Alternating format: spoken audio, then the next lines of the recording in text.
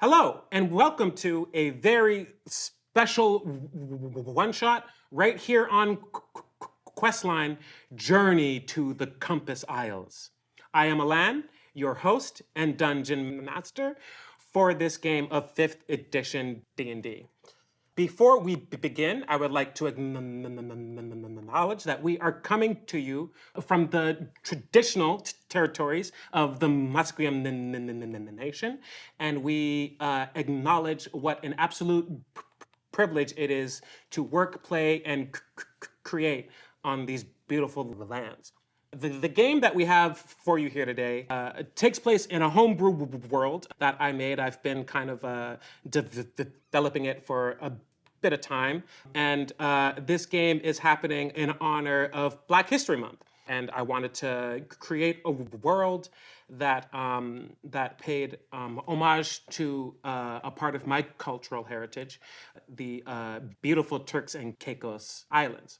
So I created a fantasy version of that, and I am now going to plunge 4 of my wonderful guest players into it like so. Speaking of which, my guests, in the same way that I wanted to create a world that honored Black and brown skin, I also invited family and friends, both old and new, to join me in playing this game, and we're gonna have a lot of fun. That said, there are some things to say, like right at the start. This is a game for adults, even if all of my adult friends act childish. We will be touching on themes and images of violence, gore, and we will be addressing themes of colonialism as well. And there will be like a friendly spider or two here and there. Extra emphasis on friendly. It depends how you act around them. That said, if you need to step away from watching, or if you need to step away from the table at any time, just put your hand up, let me know. Please feel free to do that. Please take care of yourselves. Health comes first, and then fun. Okay, so I guess we are about to jump in. Shout out to my man on the side, DJ Mr. Murdoch. Let's go. Let's go. Yeah. Let's go. The sounds of the waves. So we are going to introduce our characters in a moment, but first I will get my players to introduce themselves, starting to my left here. Hello, I'm Abdul Aziz. I don't have a class in real life, so that's the end of my name, I guess. Oh, great. All right, cool. All right. Next. Hello, my name's Jada. I am Alain's niece, and I'm just here to vibe. I'm just here to hang out. Let's vibe. Fun. Yo.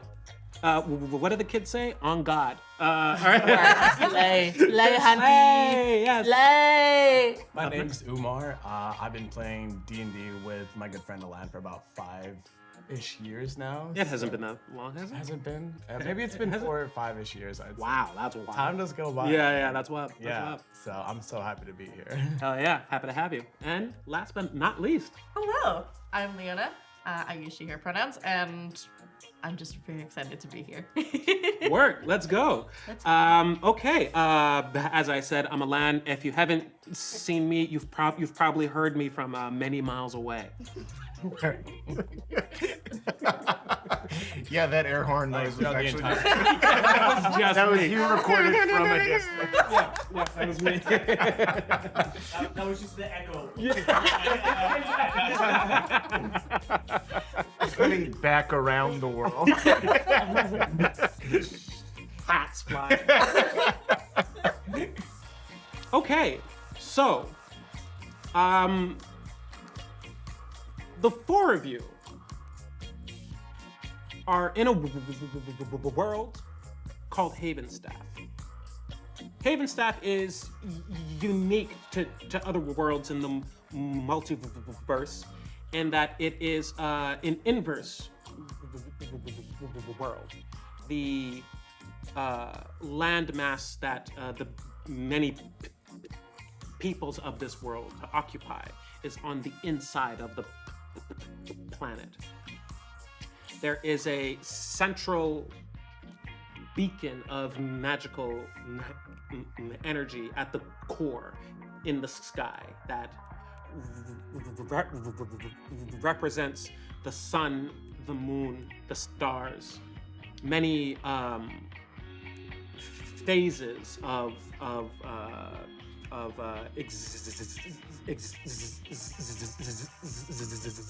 existence. Different planes kind of open up in phases, all from this central point. When you stand on the on the land, on the surface, and you look up in the sky, you see blue. But then on the clearest of days, you'll see another landmass, a continent, perhaps, or, in the case here, chain of islands. Cool. The Jewel Sea is named so because each of the islands in it is seen as a jewel, precious and protected by native spirits to each island. Many peoples live here, humans, elves, many beast races. It is a multitude of faces and peoples and hues and shapes. That all changed when the Fire Nation. No.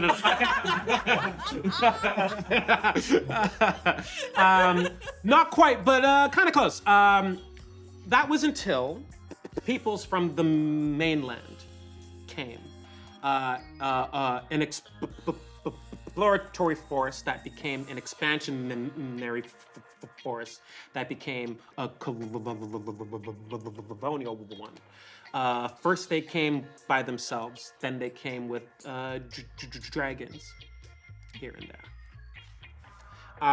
The spirits of the islands didn't take too kindly to the claiming of these lands. So they fought back, they pushed back. This conflict lasted for quite some time and ended in something of a stalemate. So now the majority of the islands in the Jeweled Sea are surrounded by a supermassive hurricane. A tropical storm so vast that it births smaller hurricanes that kind of venture out into the rest of the sea. This hurricane protects the core islands, and the islands on the edge were forfeit to the peoples of the mainland, forcing both locals and mainlanders alike to live, create and adapt their societies, and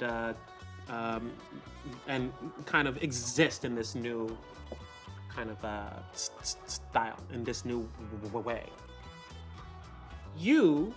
Most of you have heard of the Compass Isles, named so for the fact that there is a North Compass Island, South, East, and West, respectively.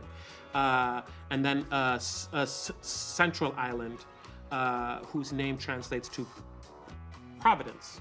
So everyone calls it that. I'm gonna start on this side. Leona, could you tell me who your character is and what they're up to before something happens? Well, my character's name is Celeste Storm. She is an Air Ganassi and a Tempest cleric. And her background is a sailor, so I think she's actually on a ship. I think she's up in the rigging, actually. She's like climbed one of the masts, she's up in the rigging. Like, the air is like her home, so she will gladly swing from rope to rope and like run across the tops of sails, you know, and like just be in the wind. And yeah, she's probably just like grabbing a rope and about to like swing down onto the deck, and like they're probably not far from land. Like someone's called land ho, and you know she's getting all excited because all right, it's you know time to like stretch your legs a little bit, get back on land. So she's like, all right, cool, let's see what's up, and I don't know. Okay. I don't know. So you're basically your presence on this ship is undeniable. You are absolutely owning your space. Everyone knows when you're about to swing from the crow's nest down onto the deck, an action that you've done hundreds of times. The feeling of your feet landing on the planks of wood, there's a familiar sound to it. There's a familiar scent, like feeling, a tactile sense to it. Like there's a bit of moisture, but not so much that you're gonna slip and fall. And you have your sea legs under you, so this is old hat, right? Except when your feet touch down, it makes a different sound. It's still the sound of wooden planks, but it's not familiar. It's dry, first of all, and it's muffled by the fact that you're not in the open air of your ship. You are now inside. Huh? I'm gonna hold that. Umar, could you please tell us who your character is and what they are up to before something happens? For sure. So my character's name is Sev, just Sev, they, them. Sev is a bit of a steady or slippery hand for hire, depending on what you need. And they've just finished a job and we're looking to take a cargo ship back home, basically. What kind of job? A bit of private investigation work. Unfortunately, my character has to lay low because of a scandal that they uncovered involving some royal families, so they're gonna have to just lay low for a little bit. Yeah. Okay. Yeah. So you're on a ship right now? On the docks looking to board a cargo ship to head Okay, back. great. Yeah. You're not even on the No, ship not yet. yet. The bosun comes up, not to you specifically, but just to all of the waiting passengers on the dock. He doesn't look like he has a peg leg, but he walks like he might have like a problem with his hip at least. Yeah. And he says, "All right, folks. It looks like there's a storm on the horizon. You're gonna have to wait a little longer to cast off." Oh, crud. I guess I'll find something to kill my time. And you kind of look on the horizon as it goes out and out and out, and then fades into a light blue before bowing up into this like inverse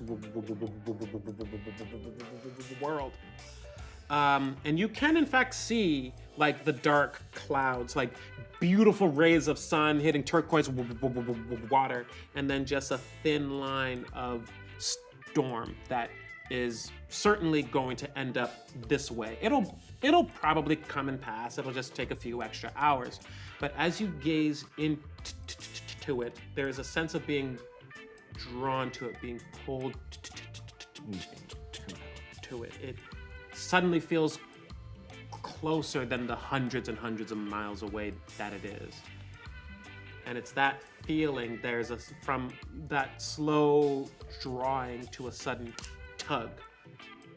And you find yourself in a room.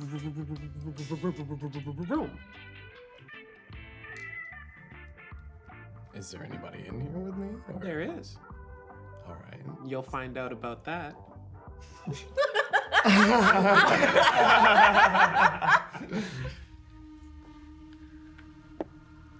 Jada, Hello? hello. Could you tell us who your character is and what they're up to? Yes. I am playing a mermaid storm sorceress. Her name is Oceana. She is currently hunting in the seas right now, and so she's swimming through the ocean, dagger in her mouth, is like looking for a snack. Okay. What's your favorite snack, I guess? Trout. Trout's fun. Quirky. Yeah, all right, word. Hey. Yeah. Can you communicate with fish? That's a good question. I don't think I can. Okay, word. That makes it easier to hunt. Oh and yeah. Kill and eat them then. It's like, please, I have kids. No, Gerald. What are you doing? Please stop. It's like, I'm gonna have to call you back. I gotta get to school. Yeah, it's a cell phone. No. So the hunt is like, it's easy for you. It's often how you get your meals in the day. You're normally very careful about hunting the types of fish that you can catch that aren't going to put up too much of a harmful fight. Full-size barracuda,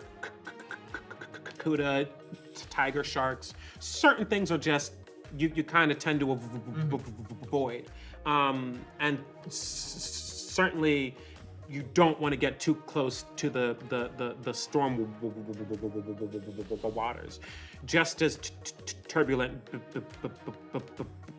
below as it is above. So you see like a fish like just in your sights. He's big, he's plump, he's not going too fast, he's kind of just keep swimming, that kind of vibe. What do you do? I take a breath and then I dash forward at it. Okay, that dash forward is halted when something grabs your foot and coils around it. Before you could see what it is, you find yourself pulled back. And you get pulled into deeper and deeper and darker and murkier waters, which is nowhere near the beautiful coral reefs that you're swimming in. And it's only when you gasp air, waterless air, and you are in a room. Just completely stunned by what's happening, I start flopping around like a fish out of water. Once I realize what's going on, I'm just like my legs my mermaid tail turns into some legs. I slip on my shorts without exposing any bitties. We could say magically the shorts appear automatically. We don't need to make it an effort. My character's cool, but not that magical. All right, word. Fair. Like that. Fair. All right. Physics still exists for me, apparently. Yeah. There's a guy at the bar that's just like, I think that mermaid was naked a little while.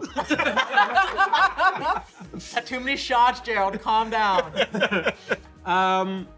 So there are two things you know about the room that you are in. The floors are made of wood, and you are not alone.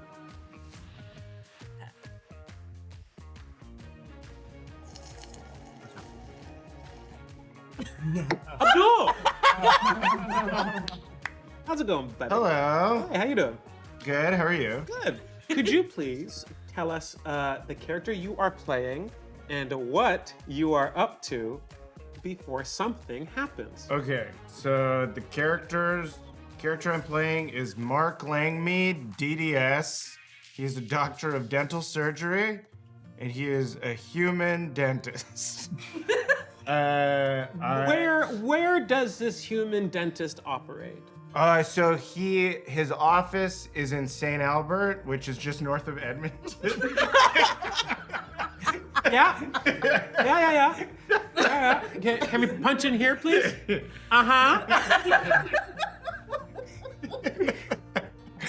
Thank you for letting me do that. Keep going. His office is in Edmonton. He's 48 years old, recently divorced. His ex-wife's name is Becca. She made it very clear she did not leave me for anyone else. She just didn't want to be with me. Ouch. Right. So it was you. It was not the guy she told you not to worry about. No, she made it very clear it was just me and there is no one else. Okay, cool. That makes it worse. It's for sure worse. Oh man. She said I was not adventurous enough. So she got the duplex. I'm now living in Kings Court Apartments. Okay. All right. When you're not practicing, how do you spend your evenings then? Oh, sampling all my different kinds of sweatpants that I own, switching between them, wandering around the apartment, looking at pictures of Becca. Sometimes I'll stare at a phone screen, kind of blankly for a bit, and then I'll just realize I'll just looking at her text message conversations. Yeah. Just being probably shouldn't send this text to her right now.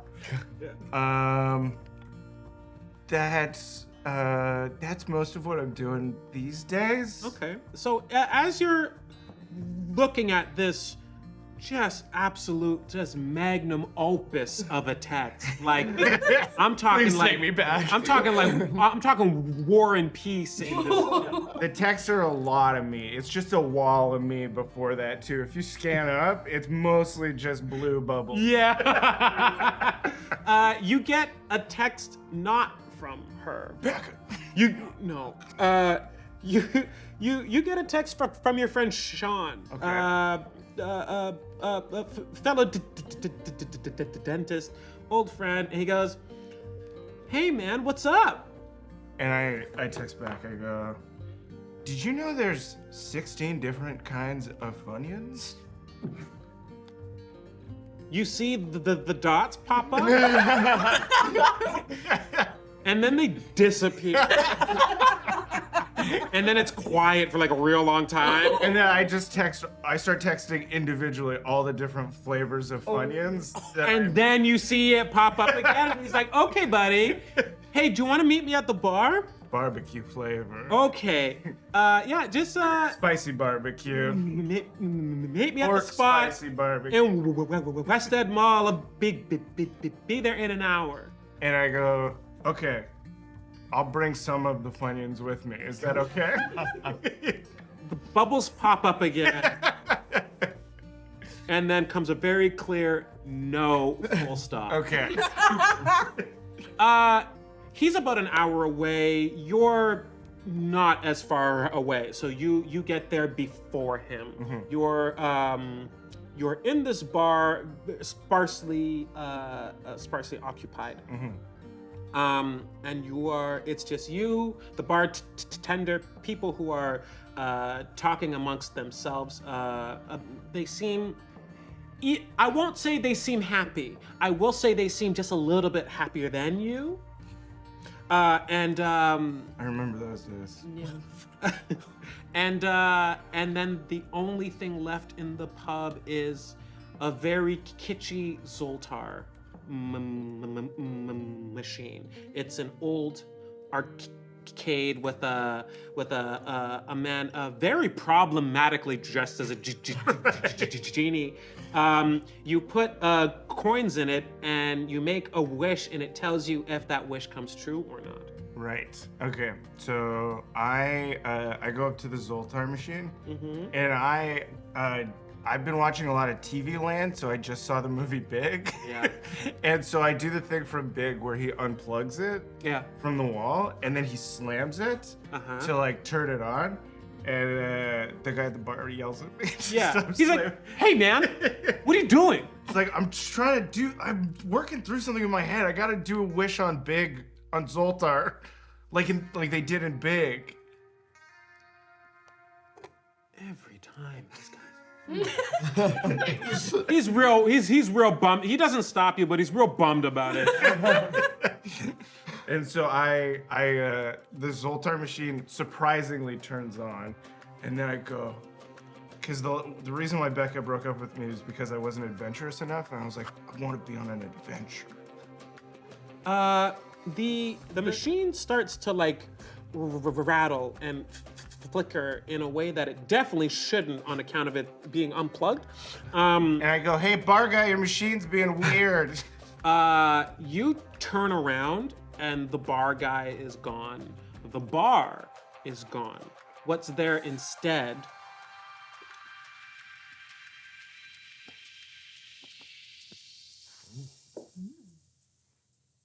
is a very old-timey tavern.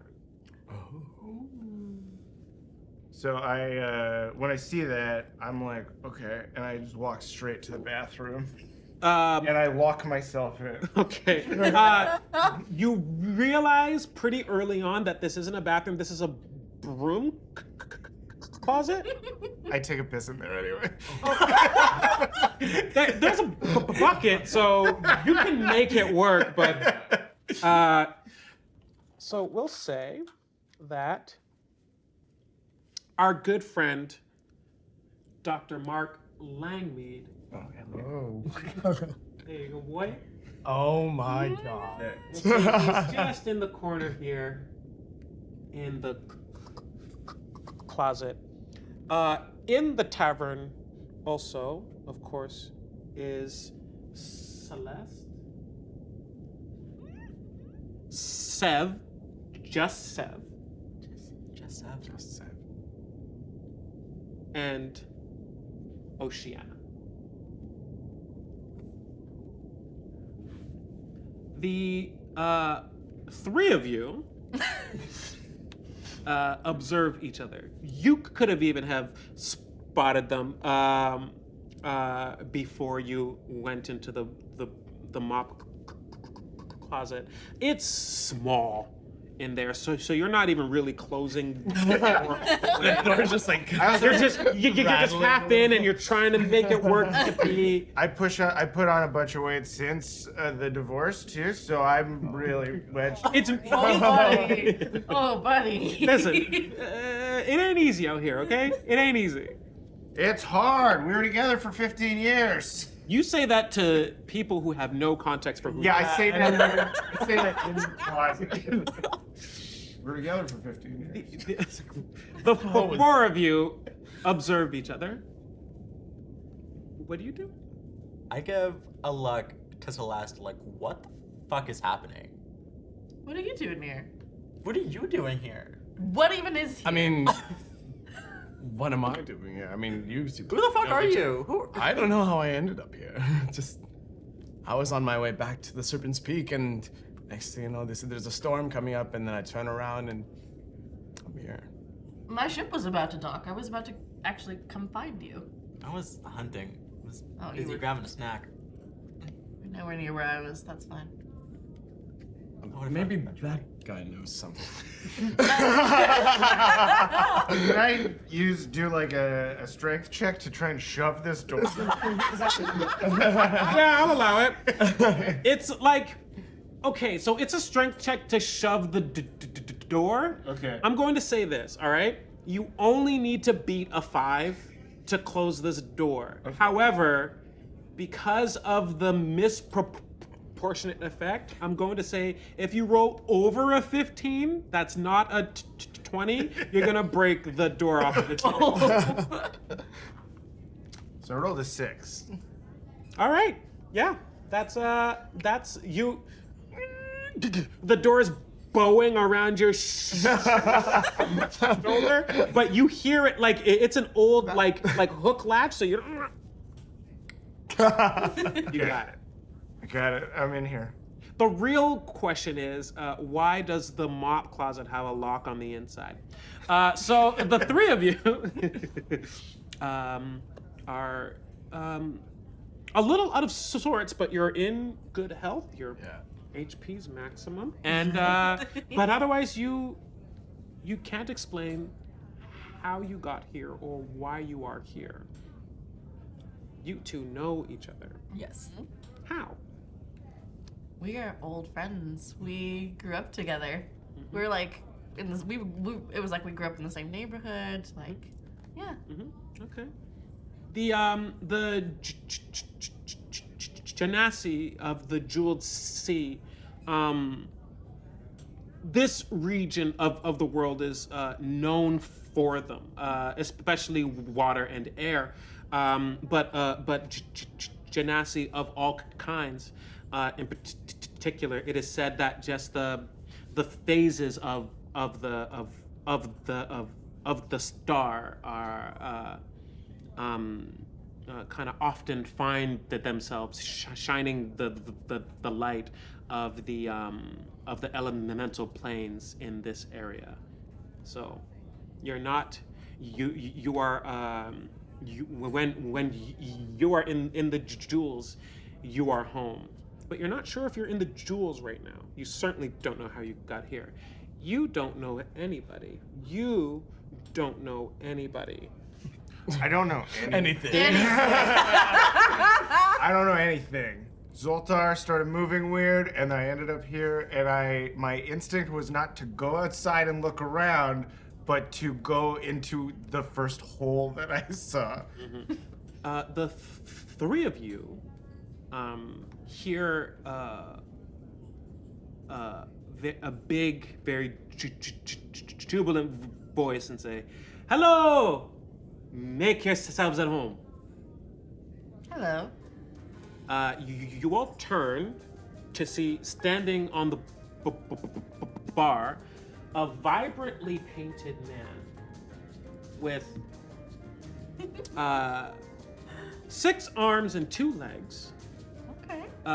His skin that's not covered in paint is a deep, rich brown. He has long, spiraling dreadlocks that are, some of which are streaked in vibrant colors, just like his skin. The only thing besides the very obvious of the many, many limbs, are the deep, deep black eyes he has, with just specks of white light in the distance. It's like you're staring miles and miles into his eyes. But besides that, teeth shining, gleaming white, a little sharp, but like nothing to be like stressed about. Lots of people have sharp teeth, right? Especially on ships. Especially on ships. And then you hear Marco, "Not where I'm from. Nobody has sharp teeth." You would know. He says, "Hey, y'all right in there?" And then Marco's, "I think I might be having a divorce-related mental episode, so no, maybe no." He said, "Come on out of there."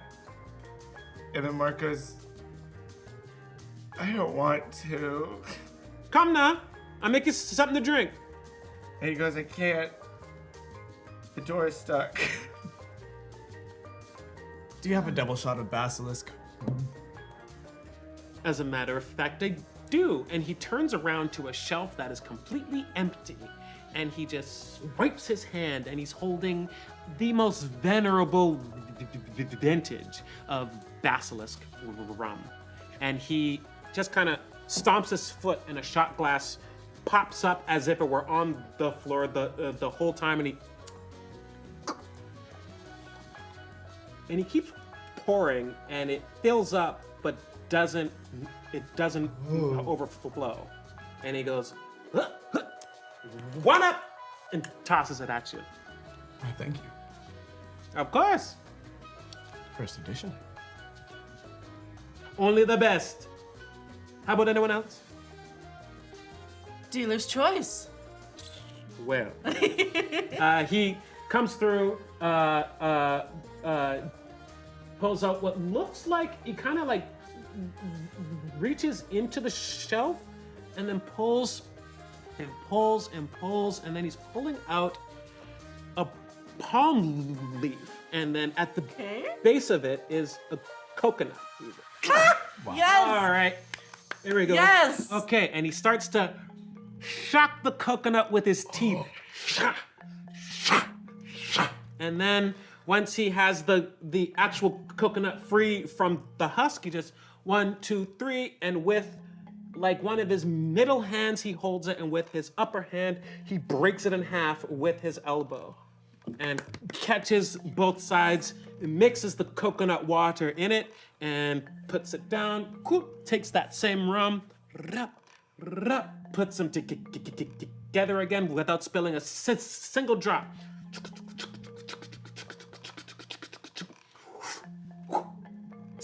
It spins them at you. I assume you would want to after you tried the first one. Oh, I've no doubt. Here you go. Oceana looks unamused, and she's gonna look straight into the void of his eyes and be like, "Where are we?" And as she asks that question, I want to make a Arcana check.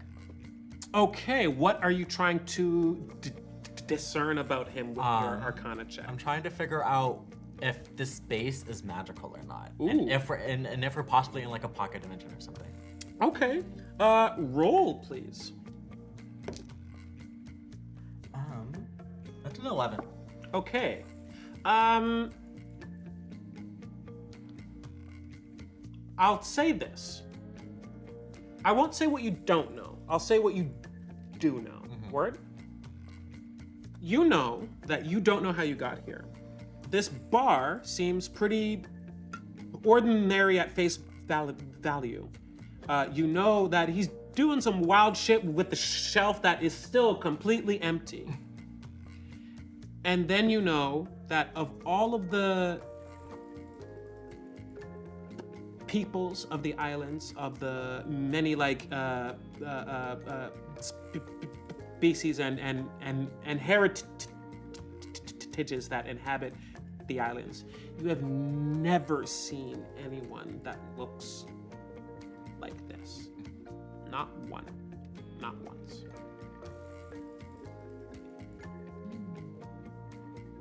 Is there a chair like anywhere near?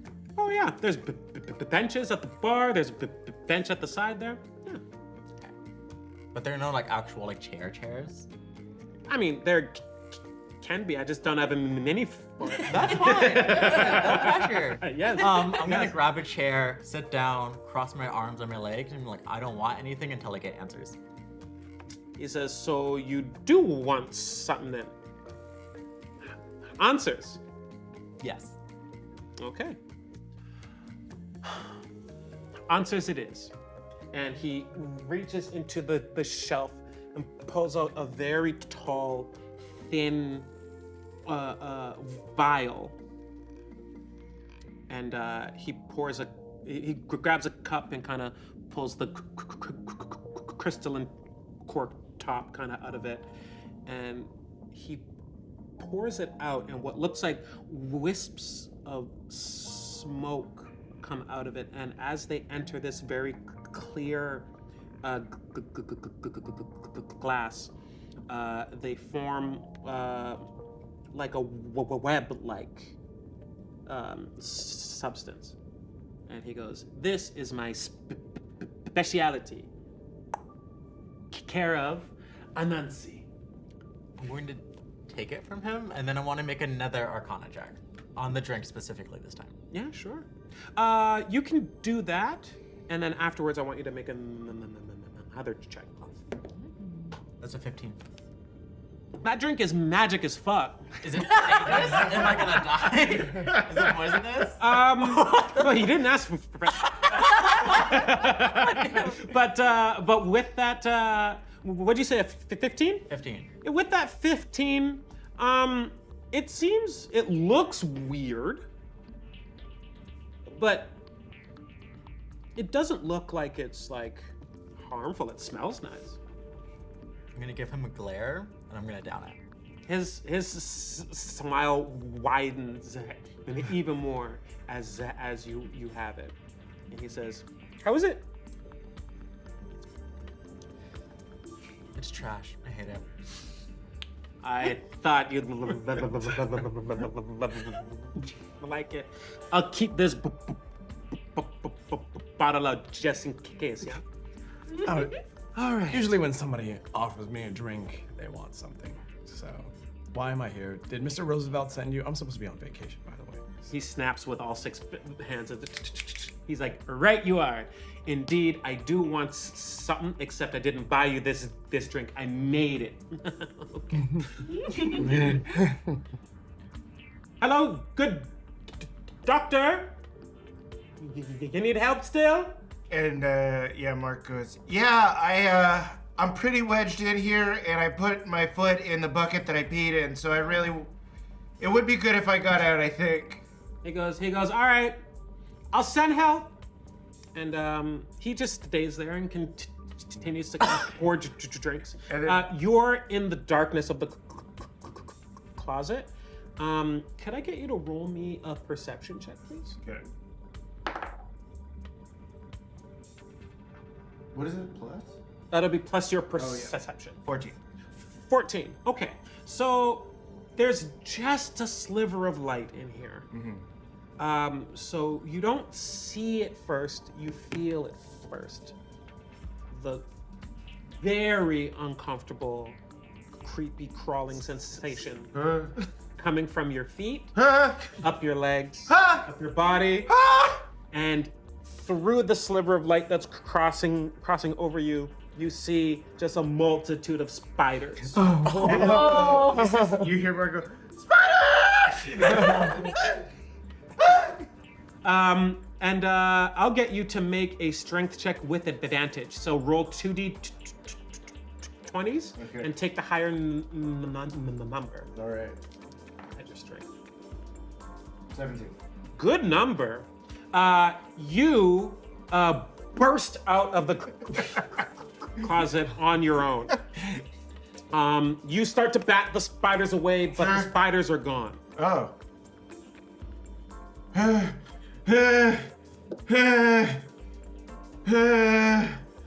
my god. right there. Keep it together, keep it together, keep it together, keep it together. Oh, keep it together. I have to say, you're doing a very good job. What? What am I? Where am I? What's Where am I? What's going on? Okay, so here's what's gonna happen, all right? I am a mover and a shaker around these parts. I'm gonna offer you all a job. Good, right? Okay, but first I have to tell him a few things, all right? Okay. Hey, come. You have so many He arms. invites you over. So many You arms. pop over, and he starts making you a drink. What's your favorite drink? Does the good doctor drink alcohol? Mark Langmeade. Mark Langmeade's favorite drink is a Virgin Shirley Temple. Okay. He makes it. I forget what a Shirley Temple is. Isn't it the? No, that's a Bloody Mary.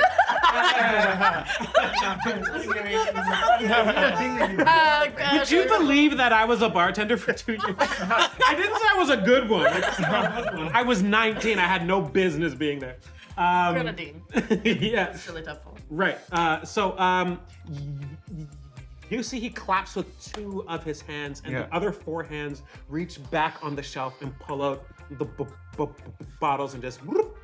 And Mark is actively suppressing a panic attack right now. Yeah. And he says,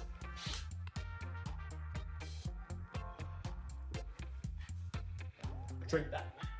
And then Mark takes it And what does it look like? Does it look like a Shirley Temple? It does. And he sips it? You feel better. Oh. Your stress just melts away. It's almost as if someone cast the spell Common Potions on it. Who'd have thought? Sev kind of like looks over and says like I knew I wasn't from here, but I can tell you're really, really not from here. Where is here? Are we still in West Ed? What? What's West Ed? The West Edmonton Mall? That was where I was. I was at one of the bars on Bourbon Street. Did you guys, is there like a convention happening at the mall? What? You're saying words. I don't understand any of them. Okay. Which part of Edmonton are we in now? You're not in Edmonton, friend. Oh God. I don't like the cold, you know. Okay, are we in Calgary? Okay, let's go a considerable distance far, no? You are no longer where you are from. Okay. Like the world It's gone. is gone.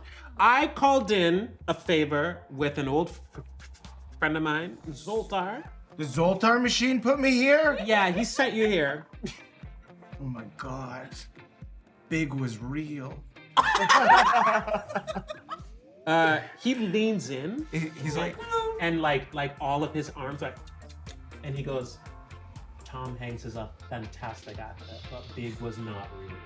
wait, and then I lean and I'm like, are you Tom Hanks? He goes, no. Okay.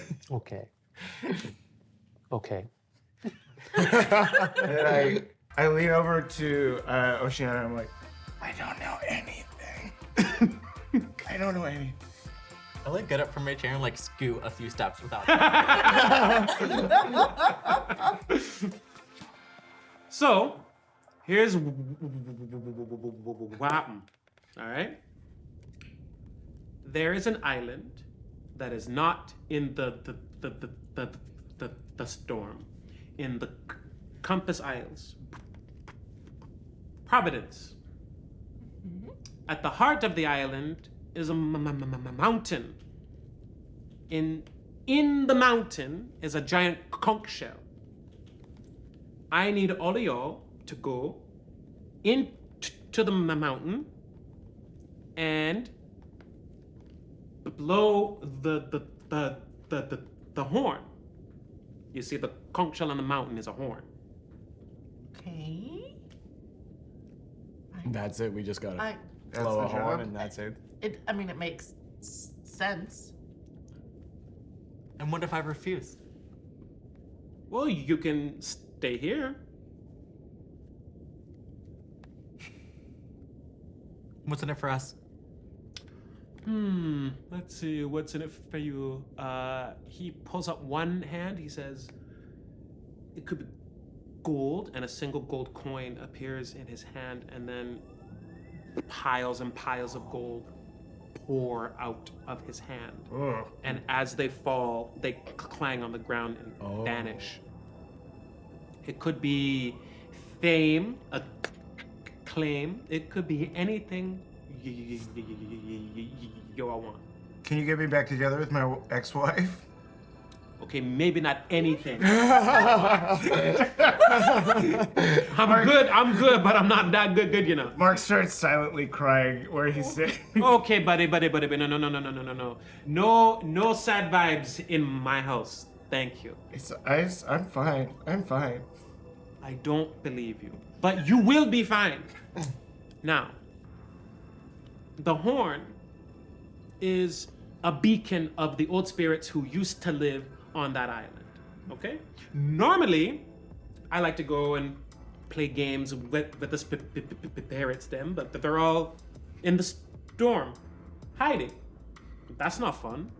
I can't have fun with them if they won't come out and play. So, you use the horn to call them, but you can only call one. So, you have to choose which one gets called.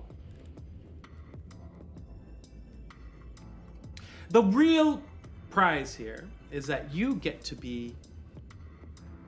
Wait for it. Part of the story. All 6 of his hands. That's a lot of jazz, dude. That's It's a lot. Story. What story? The story. This one. Okay. Right here. Named characters. All right? Your name in the lights, which is a reference that you do not understand. I get it. He gets it. Mark's like, that's a thing I understand. Oh, well, good. So when do we start? Hi. I like your attitude. You seem a little bit vexed, so how can I help you? Well, you are clearly, otherworldly and magical and very powerful. And thank you for the drink. It was delicious. You're welcome. It's very good. So good. I suppose I'm a little bit nervous because I'm making a deal with someone. Yes, And yes. deals are things that you must be cautious with. That is very true. I made many a bad deal on the ocean, you know. I know. You know. I You saw. seem I to saw. know. You seem to know quite a bit. I do. Oh, okay. I am in charge of stories on the island. On not the island, in all the islands of all the seas that are my domain. A web of tales and lies and half-truths and, well, fun times. You're a chronicler. No, I'm the reason why chroniclers have a job. You make the stories. Well, technically, you do.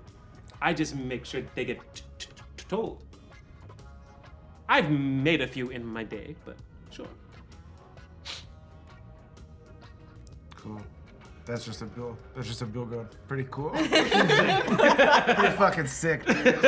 Hell yeah, dude. Hell yeah, You dude. see, he puts his hands on his hips. With one hand, he starts scratching his head, and the other 2 hands, he's packing a pipe. And he says, "Now, let's see. I don't think I'm missing anything."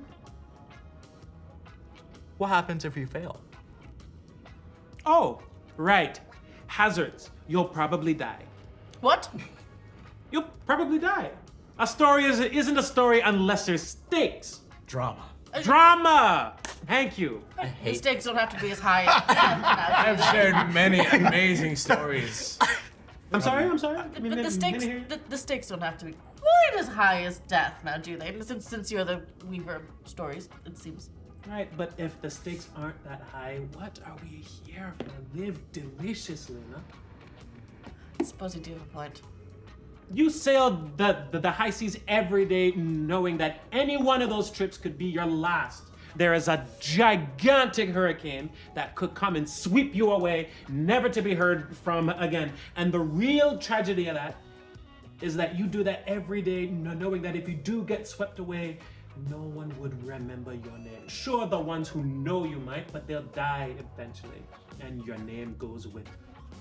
You do this task, whether you live or die, they know your name. Storm is coming. Shit, he's got a point. I don't want my name to be known. I want access to the inner islands. Beyond the storm. Oh, What? Has anyone been there for... How long has it been? give or take 100 years. Why? Personal reasons. Okay. And you? I live for passion. I like you. See? Be like them. Good vibe. Hmm? And Marcos, do you think you could get me back home if I do this? If I do this, can you get me back home? Can you talk to Zoltar or Tom Hanks? He kind of reaches behind the bar and kind of pulls out like a pad, and in that pad, is what looks like a movie script. And he goes, hold on. It's a really long script. It's just been edited to high hell. You know? He says, now, I can't spoil it, but let's just say a man knows good story structure. Okay. Well, given that you're the only way that I have to get home, I'll basically do whatever you want. Well, I mean, you don't have to do it like that. You could go at any time you want. He waves his hand, and there's a door behind you where there was previously none. I walk over, I look outside for 1 second, I close the door, I come back, I'm like, I don't think I want to go alone. You open the door for that split second, and outside is a wall of just a hurricane. Yeah. Oh. Okay. Yeah, so, sure, yeah, so you want us to blow this conch or whatever? There's a blow job? The job is to blow the conch? First of all, it's pronounced conch. Okay. Thank you. Second of all, yeah, Okay. you choose which song gets sung, as it were, and you put that song into the horn, and the horn does the rest and calls whatever you ask it to. Is there a particular god that we don't want to show up? Because I know we were supposed to choose who to call. Is there anybody that we should make sure doesn't? I will say there are options that are more interesting than others. Okay. So we are all in a agreement then? I look at Oceana and there's like a little twinkle in my eye. It's like, besties here, adventure. I sigh, I shrug. Come on then. All right, we're in. So he clasps his hands, and with the other 4 hands, he shakes all of yours. He says, then a deal is a deal is a deal. As he holds your hand, you see spider webs start to crawl. Like, just all over them. And he goes, all right, here we go. And blasts the door wide open. And it's not just the door, it's the whole bar just goes up in tinder. Just planks of wood and stone. And you are swept up in a hurricane. Non-lethally though, right? It's a non-lethal hurricane? Just see if we get the party home right now. I'm gonna need all of you to roll 100 d10.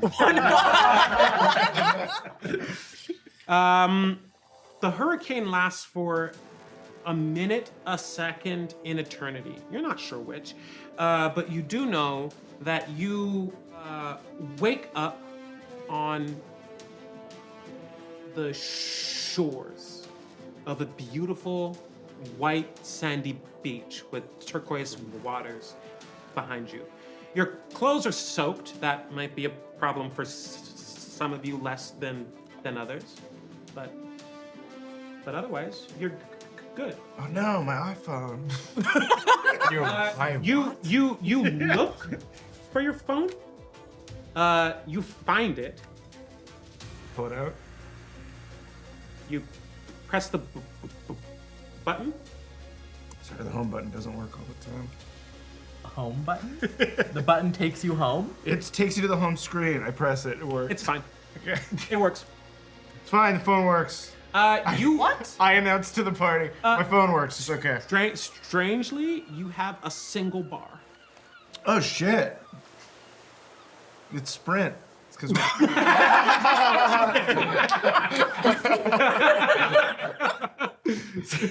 What? Why? You're standing. You're not sprinting. no, I got the service I use. It's Sprint. I mean, it's like $100 a month, but I still get good service. Legs. What magical force powers this phone? I guess kind of like It must be a this sending stone of some sort. Must be. ascending stone. Yes. It's sort of like it's a crystal that like shows you, like I don't know, cat videos and shit. It's powered by like the ghost of Steve Jobs, kind of. Yeah. Does that make sense to you guys? A wizard named Steve Jobs made this and sold it to everyone in my world, and now it runs all of our lives. God.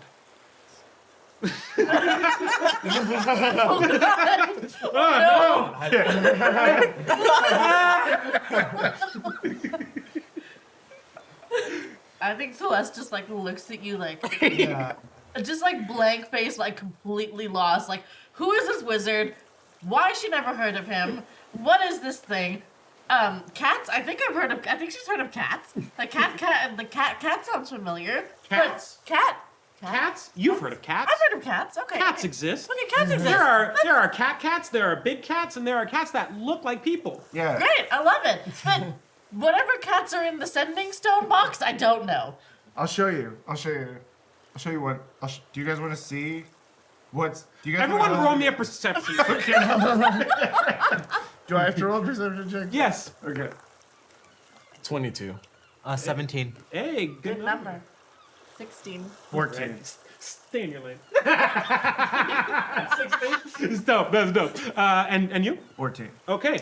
All of you, as you're about to get absorbed into the dark black mirror that is your phone, look up and see at the edge of the beach into the island itself, there is a town.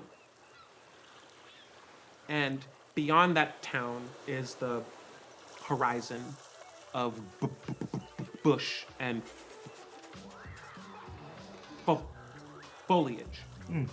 And beyond that is a large, you could call it a mountain. It's closer to a large hill, but definitely made mountain-sized by the gigantic conch shell embedded into its peak. Is this a city that's on the Compass Isles? It is. This is Providence. Have we been here before? In Oceana. Probably. Okay. You may have been here also. Yes. Maybe. The Compass Isles are a known port nexus, so named because of their compass shape and their location in the outer rim of the jeweled seas. Well, look at that. We're home. I go to the ocean, start swimming away. I go. Okay, bye.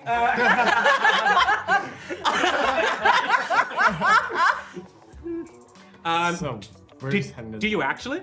No. Okay. Oh, Because I got a plan for this. Well, now we'll know what happens. Okay. So the answer is yeah. Your merfolk heritage, you don't have to be afraid of drowning, Yeah.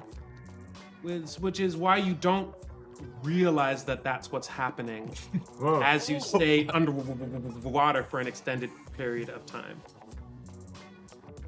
do we see this? Like, You can still swim out. You're just having a Okay. very hard time holding your breath, or that the fact that you even have to. Very, very strange. I'm gonna swim out and start cursing whatever the fuck the person who took us to the tavern was. It was a good drink, though, right? I should take the bottle with me. Oh shit, he poisoned you. Wow.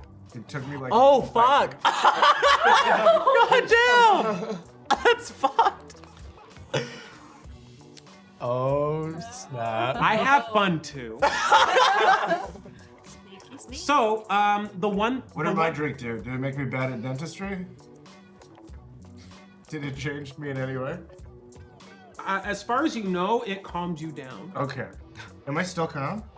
Pretty calm. Okay. All things considered, right? Okay. Yeah. I take a picture of everyone on the beach and I send it to Becca. I'm like, having a good time.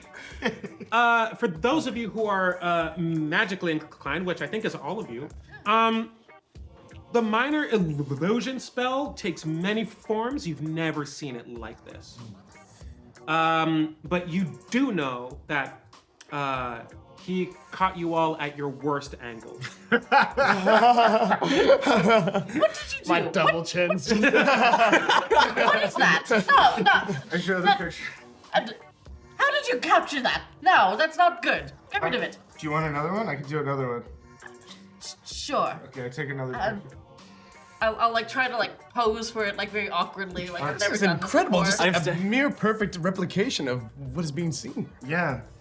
Praise be to Steve Jobs. I don't think I'm praising him now. I take it. I must have invented As it. you say praise be to Steve Jobs, you and only you feel like a burning in your throat as you say the words. and you hear a whisper in your ear. In a mechanical voice, almost. And it says, "Your power is from Zoltan." And I, you see Mark duck for a second.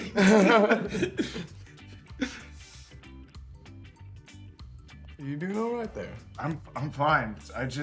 There's a lot of stuff going on in my head, and That's a cursed item. the phone, Yes. is it actually cursed? Don't look at me. I'm just the dungeon master. The town in front of you is made of many buildings, small and getting progressively larger the further back in the island that you go. All are made of limestone of varying degrees of quality cut and strength and things like that. Some have thatch roofs, some have more like wooden planks and stone and the like. But from all of them, not from each building or each home, but from the streets in between them, you hear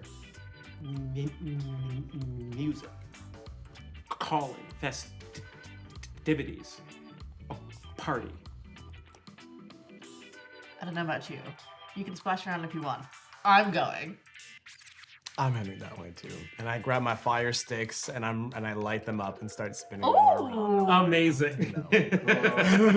So, like a fiery beacon in the day, and just lead the way into town. The town itself is divided into like plazas, various kind of like districts. Would you like to go to 1, 2, 3, or 4 first? Tree. Tree. All right, boys. Let's go now. You go to the. I'm gonna say from where you're standing. You hang a left, not a sharp left, just a left, and you find yourselves in an area of like well-off houses. This seems to be like the upper class Gated kind of communities. Yeah. part of the island. Yeah. Every home has a wall around it, but there's a lot of the gates are open, and there are people in the streets dancing, partying, singing a song. What are they singing about? They are singing a song about with like a really fast like, and they seem to be singing a song that that like speaks of victory, of like Celebrate. overcoming something and being victorious. but it also has airs of conquest in its tone as well. Still love the island vibe. Still very festive. They're gonna write a song like that about us. Just think about that. Oh. As someone who's not necessarily local to this island, but local to this area, is this a festival or does this seem like a special occasion? So this is a festival. Okay. This is the festival of songs. Oh. You know, it's some people call it Junkanu. Some people call it mask canoe if you're wearing a mask in the nighttime. But each part of the island is having a parade. Each part of the island sings their own song, and they try to call the loudest song that they can, and then at the night they just drink and then sleep. It's a good time. Sounds great. Yeah, that's dope. So yeah, they are singing a song of conquest. It's very catchy and very memorable. I'm not sure if I'm vibing with it, honestly. Like I don't know if Celeste is like 100% feeling it. Should we try somewhere else? You see a lot of the people in this area. Again, multitudes, many different peoples, but there seems to be a majority of mainlanders here. Can I ask a question? Is this island inside of the storm wall or is it outside? It is outside Oh, of it's the outside. storm wall. Inside of the storm wall is impenetrable. Okay, I see. Okay, besides this guy, is there anybody that stands out? Everyone looks like they belong here. Yeah. Certainly. Yeah. Okay. So nobody in particular that's kind of like. These are all like fancier. It's a bit of a fancier kind of area, right? It's, Yeah. Yeah. bit classier. Okay. Okay. Honestly, not much to see here. No, let's try somewhere else. Yeah, Okay. You move along, and the vibe takes a really sharp change here. As you kind of enter a court or plaza area with like a temple or cathedral close by. Mark just takes a picture of it. and many headstones in the area. The beat that's being played is very like elemental, very primal, like a heartbeat. It just carries just the grum, grum, grum, grum, grum. And the words of the song being sung here are very loud. It's a loud, it's like a definite call, but there is a bit of a, I don't know if sadness is the right word for it, but it is very clearly a song for the Slight hint of Dead. melancholy. Yeah. Bit somber tone, little. Definitely, yes. This feels perhaps a little more like home. Is this area like familiar? Yeah, I mean, like, if you've been to this island, then yes. Normally, this is where people come to worship, be it the dragon spirits of the mainland, or the island spirits of the jeweled sea. All come here in peace. And the song that is being sung isn't just, it's kind of asking the spirits to stay peaceful and the spirits of the dead to stay peaceful. But if they have to, they can rise up. I like it. Can I look for a map to see like the most direct path to like the hell and the conch? Yeah, you know that if you wanted to get a map, you would just keep hanging left and go to the market area. I yell to the squad, I'm gonna go grab a map. I'm gonna go Alright. grab a map. And these people, they're just singing nonstop, just unfazed, even by our presence. Yeah, I mean they're just Everybody's just vibing, right? Yeah. Local islanders. Yeah. Genasi exists here. Tiefling exists here. Dentists. There's a lot of people with really fucked up teeth here. Am I allowed to swear? Yeah. Okay. There's a lot of people with really fucked up teeth. It's not that they can't be good. They just need to put in the work every day. It's a lot of people who are opening bottles, like beer bottles, with their teeth. Yeah. It's wild. Yeah. That's hilarious. All right. So you go to the marketplace, and the vibe changes again. You're now seeing a big festival with dancing in the streets. Lots of people shopping and buying food and eating. Little trinkets and baubles collected from the various hunters. I have a silver coin. Can I buy one of the masks? Yeah. Yeah. Okay. You see a shop with masks along the posts of the awning. There's no one there, but you see 3 turtle shells, 2 small and 1 large, hanging on the wall. Okay. I knock on the large turtle shell. Okay. Hello? The large turtle shell ships, and you see 2 legs pop out, 2 arms, and a head. Donatello. And she kind of cranes her head and goes, And I go, hey, I just wanted to buy one of these masks. I have a silver coin. Is that enough? She takes the coin and goes, And then Maybe an aunties. and Mark just goes in and grabs one. He's like, "Is this one good?"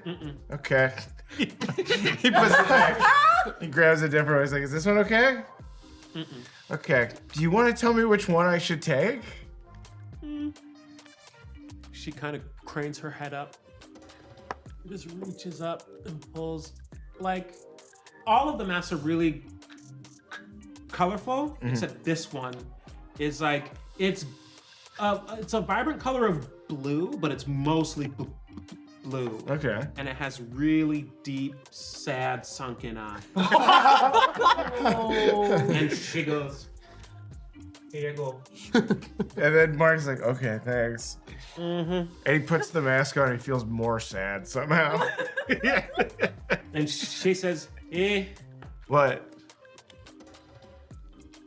And he feels like that was somehow an insult. And he walks back to everybody. That thumbs up was an insult. the rest of you hear people calling and offering food and things like that. You see a large Goliath go, "Hey, who wants conch stew? It'll make you big and strong like me." Oh, I'll have some. Excellent. So he takes a big ladle out of a pot, a beautiful dollop of stew with like the large chunks of conch meat, with sweet potato and potato and okra and carrot. Yes. And spices, and the bay leaf is still in it. Oh my god. Here you go. Oh, thank you. 2 silver, please. Gladly. She'll have them Thank over. you, thank you. He goes, not as good as the conch, but it's good. You? Oh, no. And he's like, hold on. And he reaches into a box, like kicks a box lid off, fly away, and he pulls out a fillet of fish, raw. It's from the catch of the day, so it's only been here for like a couple of hours. but there seems to be ice in there, so it seems to be fairly fresh. And he goes, Realizing I haven't eaten yet, it's like, all right, how much? all right, Gail. This is a fresh cut. I'm gonna say 3 silver for the whole team. I'm gonna toss him a gold, Oh, take the fish, and walk away. happy festival! Enjoy it. And you? Just We could get conch soup, conch salad, conch fritters, conch crack salad conch. with some pineapple slices, please. Pineapple slices. Pineapple slices don't belong in a conch. Well, I want them. I'll do it anyway. There you go. Here you go. Thank you. And you hear as you take a moment to actually eat, you hear them singing a song of prosperity and fortune here. Cool. Would I know this song? Can I hum along? Yeah. I'm just humming along. Yeah, I mean, like you're like a privateer in a sense, right? Like you kind of go out and about and you seek your fortune on the sea. So yeah, this is a song that you would know.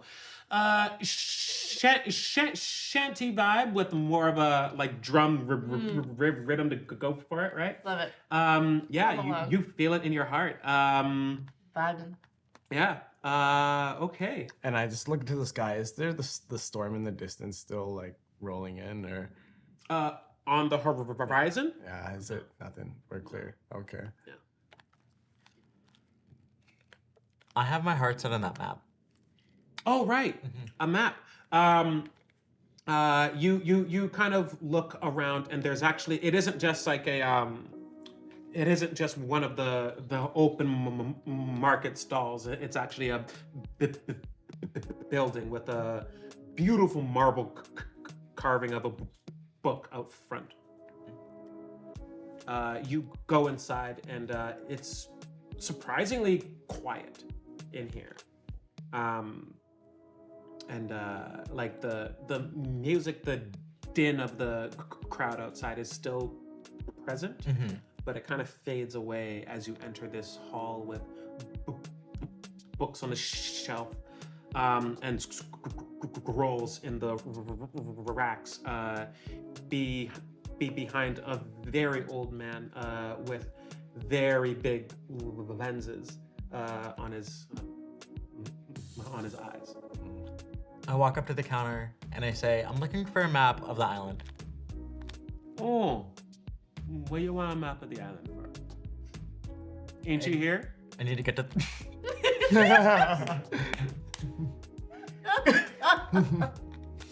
I need to get to the top of that hill. And to point out the window and point at the hill. You need to get up there, so? Nah, gal. No one goes up there. Bad no one. things up there. I'm sorry? I'm not no one. Well, you might be right about that. Tell me, do you know what is up there? All I know is that there's a giant conch shell that I need to blow up there. Okay. He pulls out a scroll and he just lays it out and he goes, all right. So, no one has been up that way since the war ended. It's cursed, they say. Some folks go up that way towards the hill. They don't come back. So some say they transform into hideous things. In the mountain itself, I know. I'm not worried about curses. I have a homie in the party who has a cursed object so terrifying he sees visions. You look outside the window and you see Mark eating one of those like spiralized potatoes.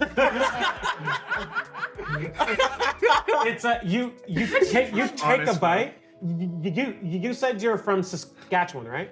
I'm from Alberta. We lived in. Right. Okay, got it. Sorry, I didn't think of your whole backstory. What a trivial detail. Minor You discrepancies. you take a bite of it, and it is significantly spicier than you were expecting it. Oh shit. Tastes like a spicy barbecue funyun.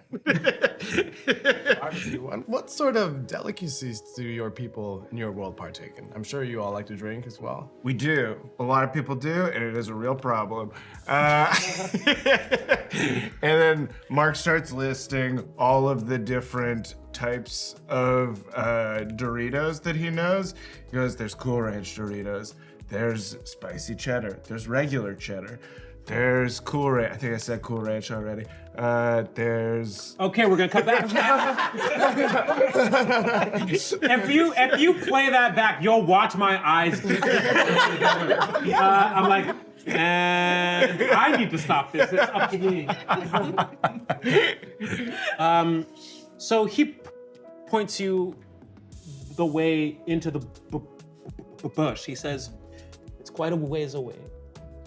Now, when you take a look here, so when you get about that far, some weird things happen, all right? You're gonna find,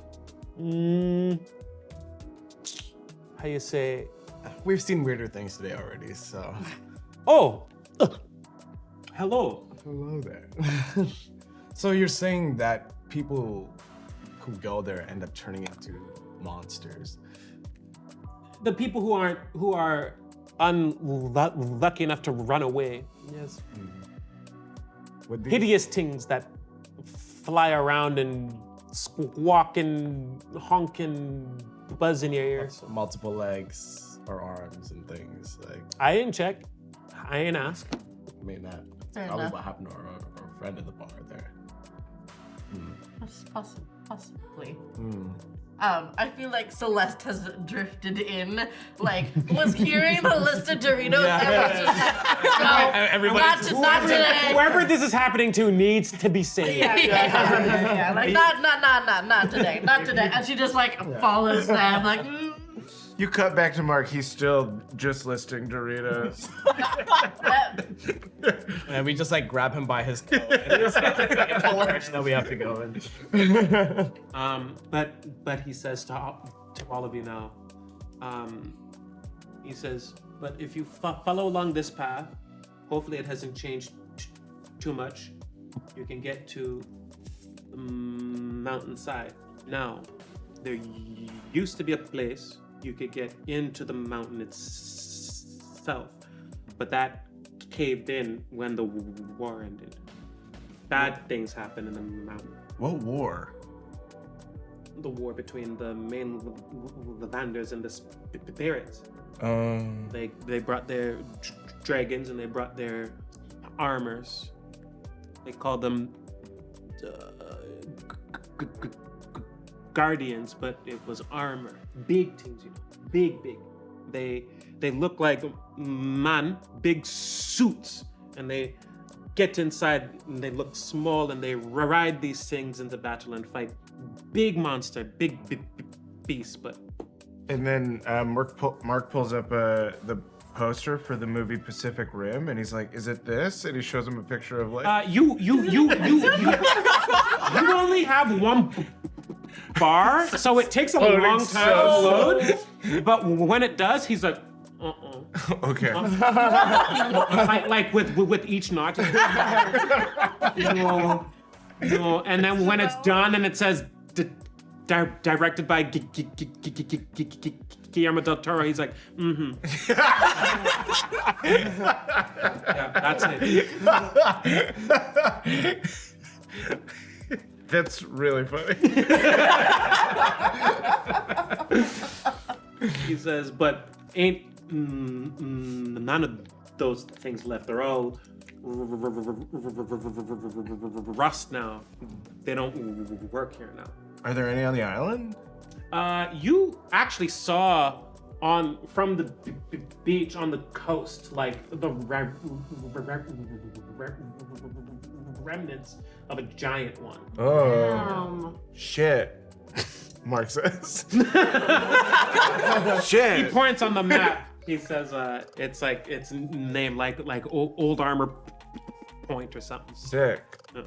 Mark says. Are you ill? No, sorry. That's just something that people in my world say that when they think something's really cool.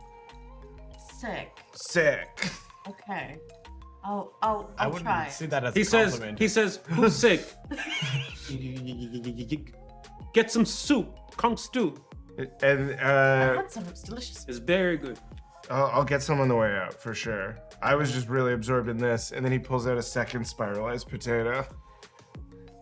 Where you pull that? He's got a bunch in his. It's like the only thing that's like comforting him. Yeah. He's like, this makes sense. It's very stained. He's also got a bunch of like. It's like an oil stain. Yeah, it's just growing on the side. He goes, oh no. Okay. Well, you seem to be eager, so I'll give you this map for 1 gold, drawn by hand. Thank you. I'll hand over gold. Thank you. Please be careful up there. I don't want to hear tell of any more monstrous things, you know. Take the map, give him a nod. Oh! Jumbi. What's that? Huh? Jumbies are up there. Jumbi. What are those? Like boogie ting, you know? Huh? When the dead don't stay dead. Oh. Like zombies? Huh? Can you? He loads the poster for the movie 28 Days Later. He goes, Like, yeah,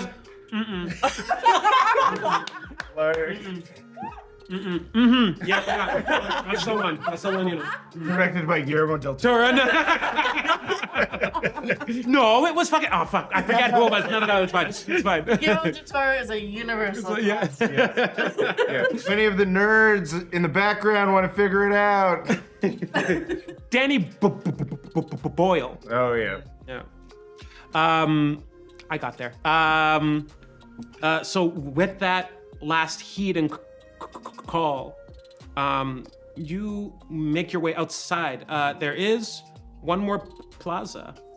I want to check it out. Let's I'm go. gonna check it out. You come to it, and only the edge of this territory is a place where people are like hanging out and dancing, because the rest of it is large rectangular flats that are dug out and filled with on this side of the map here, that are dug out and filled with salt water. And they're dancing around, but these people look like hard workers, like lower class, but like working very, very hard. They might. At least, except for when they're on the edge dancing. Is it like a salt mine? You asked that to a particularly like burly elf, and he goes, "Yeah, they evaporate the salt, and we rake that, and we sell that to the other islands and the main landers. They eat it. They use it for something called snow." Snow? Snow, yeah. They eat that salt, but sometimes they use it for something called snow. I know you know. I just heard them. Yeah, sometimes they put flavor on, they shave it, and they put flavor on it. Depends. Okay. Oh, they eat it too? Oh, wow. Okay. I ain't heard of that now. But you hear a song here again, like another like heavy drum beat. This has the tone not of prosperity, but of like of like how do I explain? Like they begin to sing these tones and tunes and hymns of like of work and bounty. That their work would benefit them in some way and not be fruitless. Again, all of these songs are very catchy, easy to memorize. Can I record them on my phone? Yeah, sure. Yeah, that's gonna be weird, but yes. Are the people dancing? Can I dance with them? Yeah, of course. Can you roll a performance check, please? I'd like to And anyone else who wants to dance can. I'd like to go in with her so she can roll at advantage. This is also a place. This is the first time you see people sitting down, and you hear.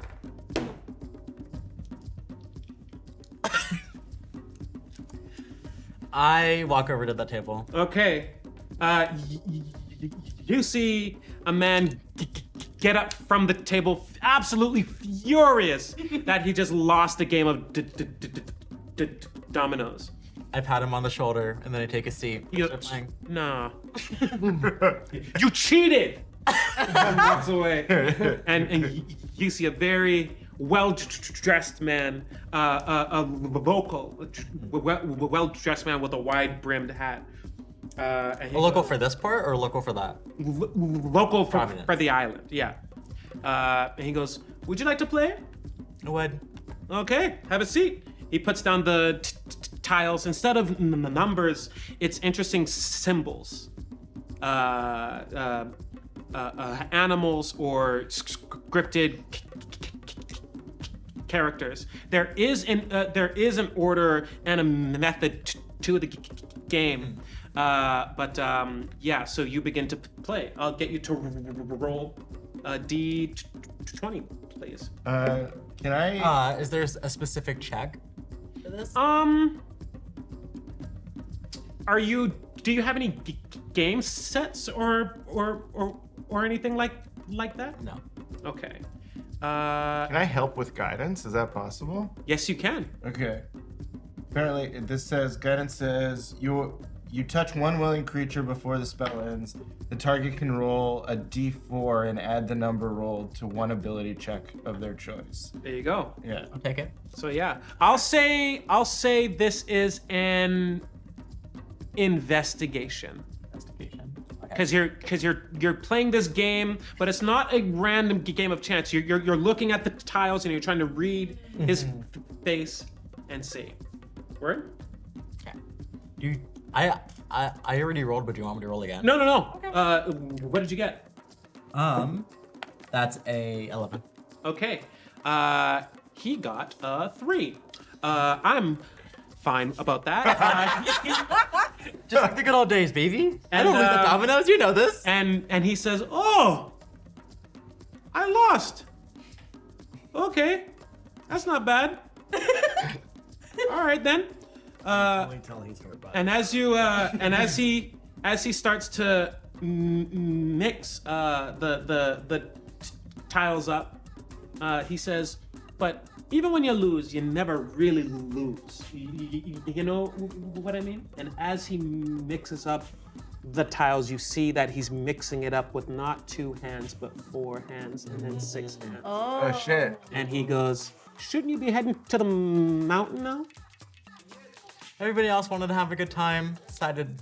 Found a table of dominoes. Well, you've learned all the songs, but... And he puts down one tile that's just a black tile with a white spider on it. And he says, "There might be someone else with the same idea as you. So I'd make haste. Hold on to that. It'll come in handy later in the story.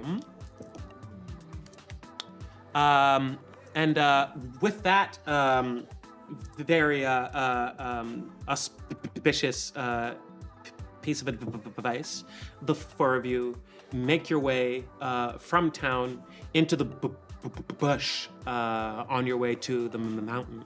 And it is there that we are going to take a break. Stick around, please. stay tuned, and we will be back with more Journey to the Compass Isles.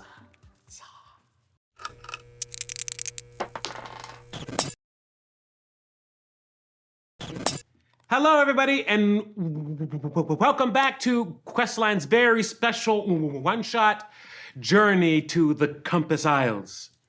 We just left our. Are we doing jazz hands? Are we doing? Can we? Yes, Why yeah. not? Jazz hands. Journey to. Okay, wait. Journey to the Compass Isles. Hell yeah. We just left our heroes on their way from the town of Providence Island into the bush towards the cursed mountain, at the heart of which is a gigantic conch shell. They're the objective of their quest. So you're telling us that we have to go through the bush to do this blow job at the conch shell. That's what I'm saying. Yeah. Okay. Yeah. That's exactly what is being said here now. This is I why. love fantasy. This is. This is why you bounce your ideas off of someone before you air. You monster. Okay, so. So I'm gonna put our player minis on the board as you arrive in the bush. I'm gonna say you start on this side here.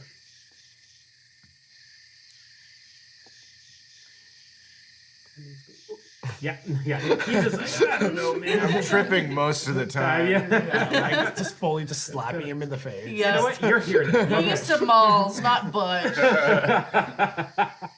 Okay. Yeah, and I'll say that you four are there.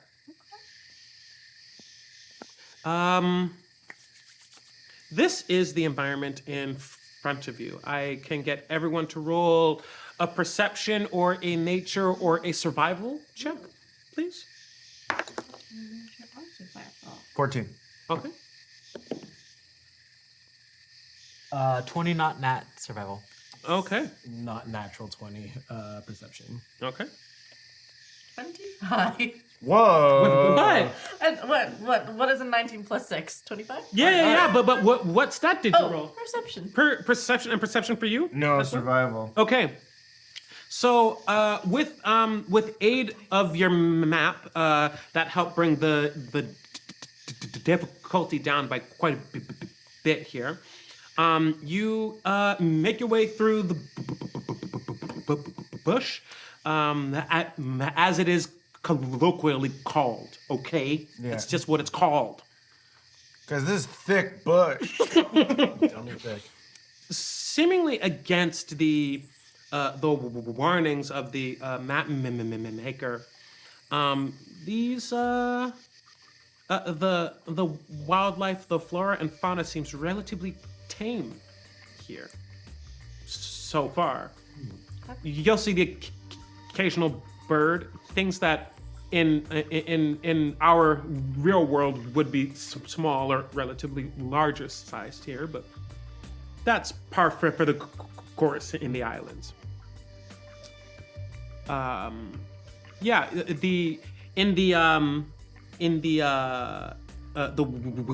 weeds on the ground in front of you, you managed to evade the terrible nuisance that is berg grass, which is spiky weeds that send their spores out on the various animals by puncturing their feet and calves.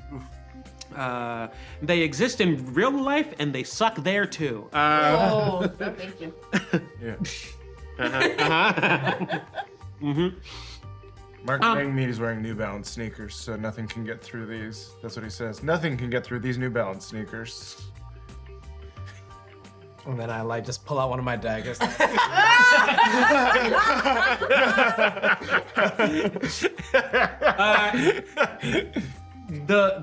Burgrass that you step on while you say that, sure enough, does not go through your shoe. Did you roll?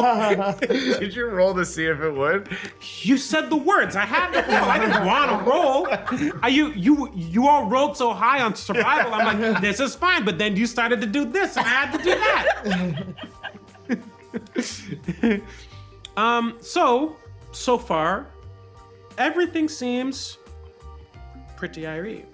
What are you going to do from here? You have a few ways and paths ahead of you. What are our options? In front of you, as you come through the brush here, very simple option of a left or right. Does the map tell us anything about what? The map tells you that you could go either way. It'll be equidistant. Is there one that looks more trodden than, yeah. one? Interesting. One's got What more- was your survival roll? It was, I was a 20, not natural. it was a 20.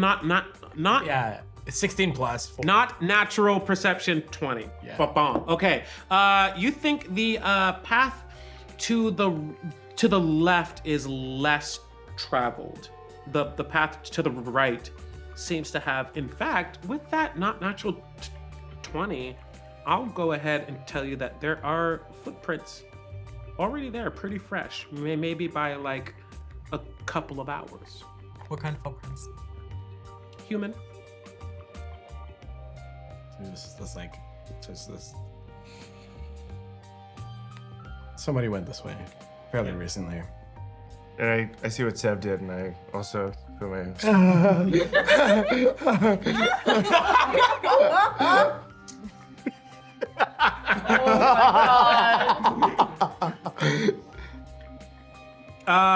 The dirt hits your mouth. It's sandy, grainy, mostly lime sand. Tastes like dirt. Do you recommend the less trodden path? The road less traveled versus let's- the one where someone's already been. Paladin probably died, so. The barkeep. I ran into him while I was playing dominoes. What? And he said that we may not be the only ones looking to blow the horn. Wait, does that mean that if we don't get there first, then we don't get what he promised us?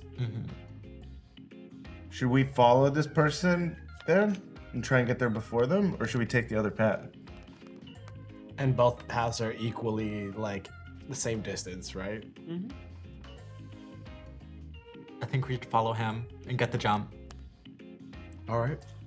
We can follow behind. I would like to do that stealthily. Okay. Roll me a stealth check, please. All of us? I'll go first, scout ahead, Yeah. and then go forward stealthily. As Sev takes the initiative here. I rolled really bad. Let me see here. Actually, that's not too bad. So 15. Can I give him a help? One of the 8 actions that I have? Yeah. Guidance. So you roll a 1d4 and add that to your. Oh, okay. There you go. I pat you on the back. I'm like, you're doing a good job. Thank you so much. You have good teeth. Yeah. Okay, I got a +3 to that. So, yeah. Total of, sorry. I rolled 15. 18. Okay. You feel hidden I feel as you okay. kind of make your way. You don't make the same kind of footprints that other humanoids do. So you're always very mindful of making a sound in the brush, not to rustle too many leaves or step on twigs. If even a moderately trained eye saw your steps, they would think you were just a goat. Okay. And you make your way ahead, and you see ahead of you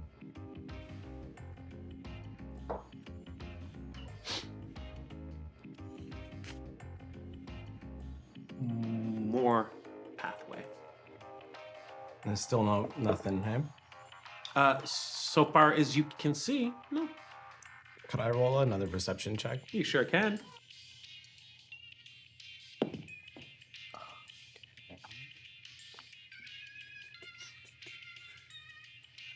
14.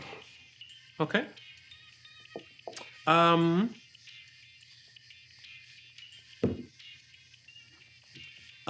You look ahead. You still hear the chatter of birds and of insects, crickets, even in the day with their loud whine. But you don't. But you don't see anything that could be deemed harmful. I think we're good. So I tell everybody to advance forward. Okay. Yeah. I think I'll still take the lead in the front. Okay. And let's keep going forward. Is everyone advancing as well? Yeah, following. Okay. As I move, do I still see those footprints? Like, does it seem like this person has continued to stay on this path? Yeah. Okay. Are you all advancing stealthily also? Yes. Okay, I'll get the rest of you to roll stealth checks as well, please. Oh. I got a 9. 9, I got a 6. 6. Do I have to spend a spell slot to use Disguise Self if it's a first level spell? Like I can only use it once? No, if it's a first level spell, you do spend a spell slot, but you can spend up to as many spell slots as you have. Oh, I see. But a cantrip you can use as many times as you want. Yes. Okay. Okay. Stealth check. 16. Okay. So, all of you advance. All of you feel hidden. 2 of you hear a sound. And it's an interesting sound because at first it blends in and then it stands out.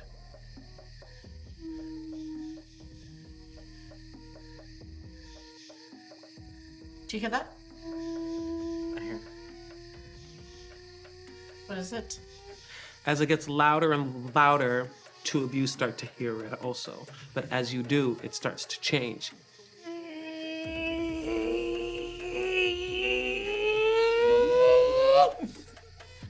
Don't like that. Shit. Can I Killer wasp. can I become one with the shadows? Hold that thought, please. As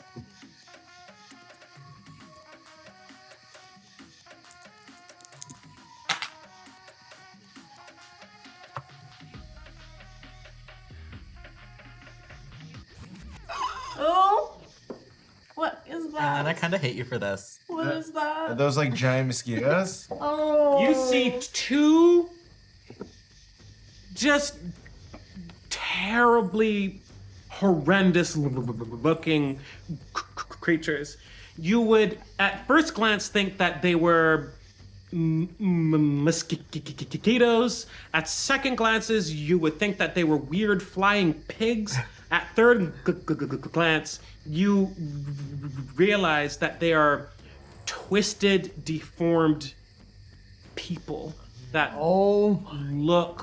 that have been twisted in a treacherous way into the shape of a mosquito. They're like soggy pink flesh, just like splayed out and allowing them to like fly in. Their weird snouts causing this just disgusting hum. The closer they get, it turns into a weird like pig snort sucking sound as Oh. Gross. Magic sucks. I'm gonna get everyone to roll initiative, please. Dun, dun, Dun, dun. dun. At 20. Hey, boy! Oh my god. I got a 6. You know what? I like that number for you. Just keep having it. Let's go. You know? I got a 12. Okay. It's just not that great. Nat 20, 6, 12, and 7. okay. So, boom. Let's go. And these awful things. Good. Okay, so we're gonna start with you. Yes. So Mark Langmeade, he's found an app on his phone that didn't exist before, and it's got the Zoltar Zoltar face on it. Amazing. It is. It's. I'll make it less problematic, kind of, by making it my face. Okay. That's only mildly less. I'm doing my best. Handsome guy, and he looks in there, and there's a bunch of spells that Zoltar has given him because his actual class is warlock. Yes. So he's essentially, by making this wish with Zoltar, taken on some boons from Zoltar. Yes. And one of those is one with the shadows. When you are in an area of dim light or darkness, you can use your action to become invisible until you move or take an action or a reaction. Mm-hmm. So I hide. Okay. Is that the only thing I'm allowed to do? You can. That's your action. Okay. You can also move. Okay. And there's a few other things you could do, but probably not right now. But Okay. yeah. Can I? Oh, and a bonus action as well. So if you have Okay. anything that functions as a bonus action, you can do that. Okay. What I want to do is I want to cast Chill Touch because I find that in my Zoltar app, and then I want to go be one with the shadows and hide. Okay. Does B1 with the shadows cost an action?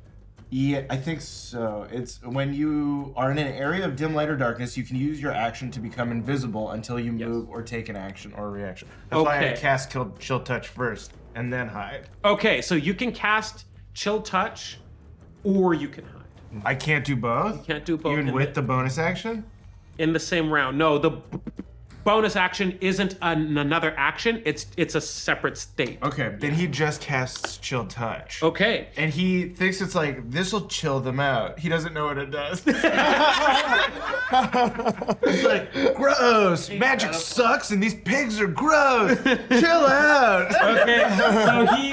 What's the range on that? Is it a touch spell or is it? 120 feet. Oh my god. Okay. And is it one enemy or multiple or a cone or? You create a ghostly skeletal hand in the space of a creature within range. Okay, so that's just one creature it attacks then. Okay. Excellent. So you see two of these things seemingly going after Celeste, and you say, what? I'm sorry? I say, chill out! So gross! Okay, please cast your spell. Okay, what does that mean? What does it do? Do you roll or do I roll? Is there a spell save DC? Yeah. You create a ghostly hand.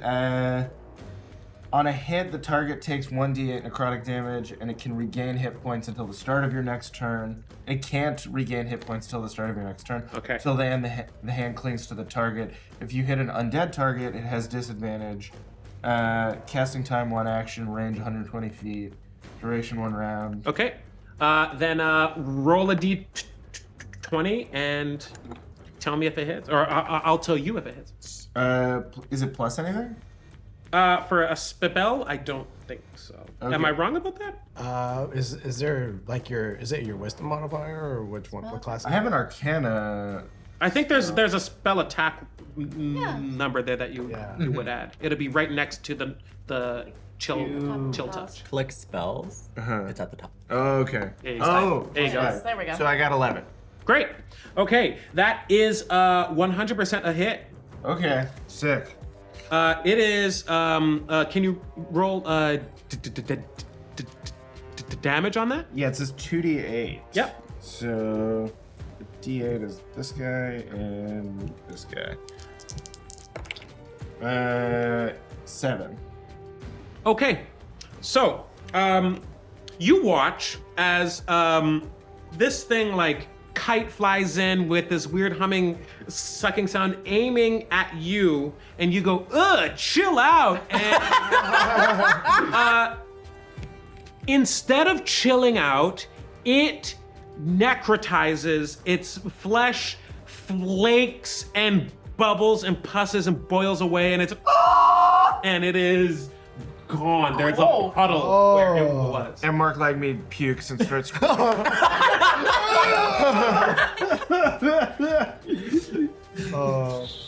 Yeah.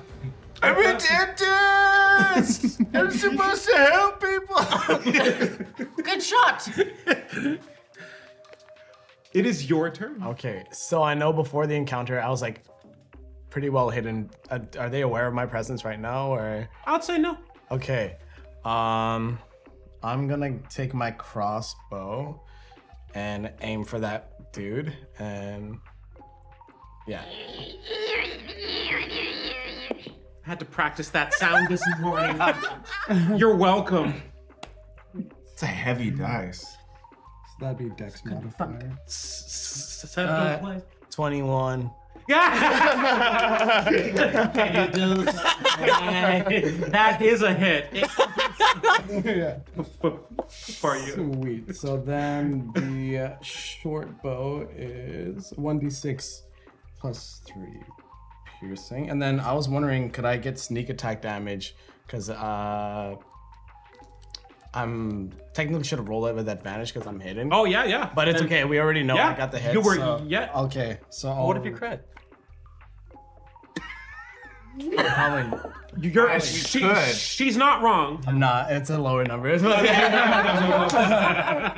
so I'm just gonna roll all this. So that is 11. I just like watching my friends succeed. 15. Yeah, 15. 18. Hey, let's go. Yeah. Okay, so like you. Because my sneak attack damage is 3d6, so I only added my plus 3 ones. Okay. Yeah. What does this look like? Okay, so I'm kind of hiding behind some foliage shrub, and so he loads his crossbow, which is, or they load their crossbow right here. Yeah. They turn around and blast off, and so I'm gonna use my cunning action to like go back and hide into the shadows. You like spin in and out, just and like in a flash you're gone. All they hear is like the rustling of leaves as they turn and you're not there, and then the thud of this thing falling on the ground as they turn, and it's dead.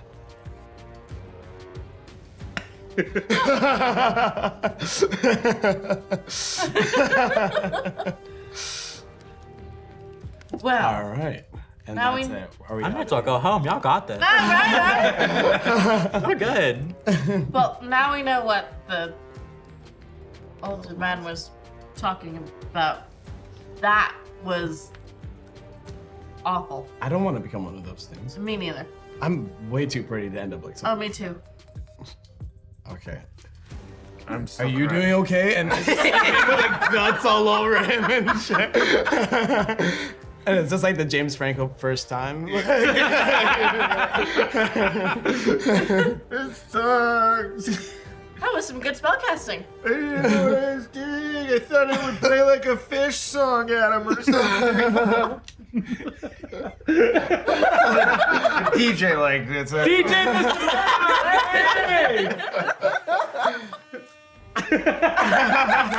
pull up, pull up, pull up. That's a different animal. Flies in the distance, like, what? It's just an air horn.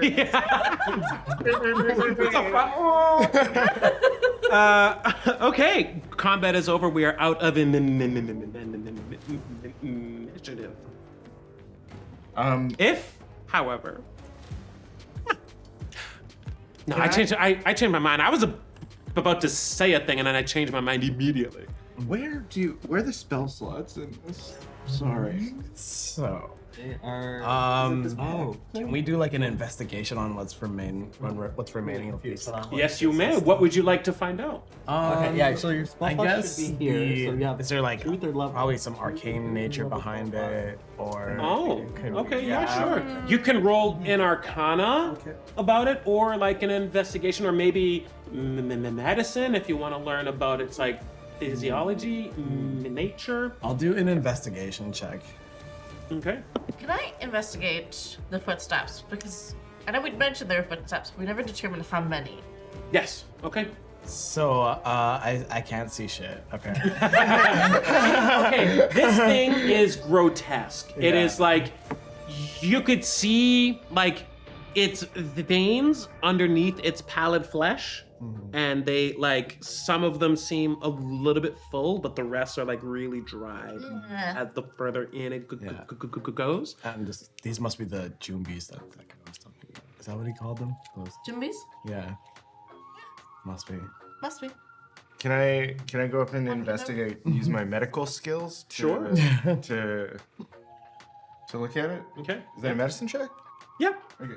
I mean, one can hope there's nothing worse out here. So that's a 9. Okay. It has an arrow sticking out of it, and that's pretty fucked up. But also, parts of it feel human, and even the parts of it that don't feel like they were twisted to be that way. You don't get much more information from that unless you were looking for something super specific. Yeah, I look at it and I go, yeah, this guy didn't floss at all. There's so much gingivitis in that. Oh, There's man. something happening. There are teeth at the end of its snout that is like, Oh. yeah, it's gross. Yeah, that guy needs braces or something. Sorry, you were trying to glean some Investigate the information? footsteps. I rolled a 9. Okay, you cannot tell how many footsteps there are. You can tell it is more than one individual. Okay. Humanoid. Are the footsteps clear? Like, Is it like easy to like follow them? relatively, but you're not like they kind of come and go. Yeah. Can I make a survival check to see if we can like follow the footsteps, but also like follow a path that's like adjacent to the footsteps? So like we're not directly behind them, but we're like off to the side. Yes, you may. Yes.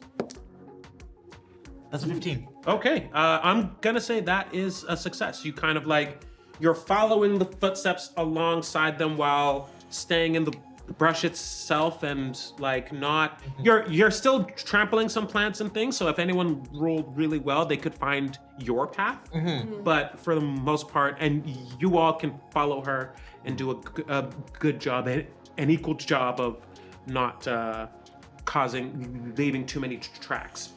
Yeah, I got annoyed that the guy who keeps constantly crying did better in a battle than I did. Actually, I just started moving ahead. I was like, you know what? Just fuck this. I'm going first. Okay. Just gotta let your feelings out. That means I'm gonna put you in lead then. Do you still have the map on you? I do. Okay, so I'm gonna assume the marching order, you kind of appear out of the brush here, following along. Works. Okay, so you're following your map here. You have you're following the footsteps. You have another left and right option, but you follow your footsteps and you know basically where this is going to take you. So, and you fall out of the dimension. into the negative. Like in Grand Theft Auto, where you fall under the ground and you get this may as well happen. Is this normal for this world? And we're gonna say, oh, I lost it. Nope, I had it. Yeah. Okay, good. We're gonna say that you are here. Boom.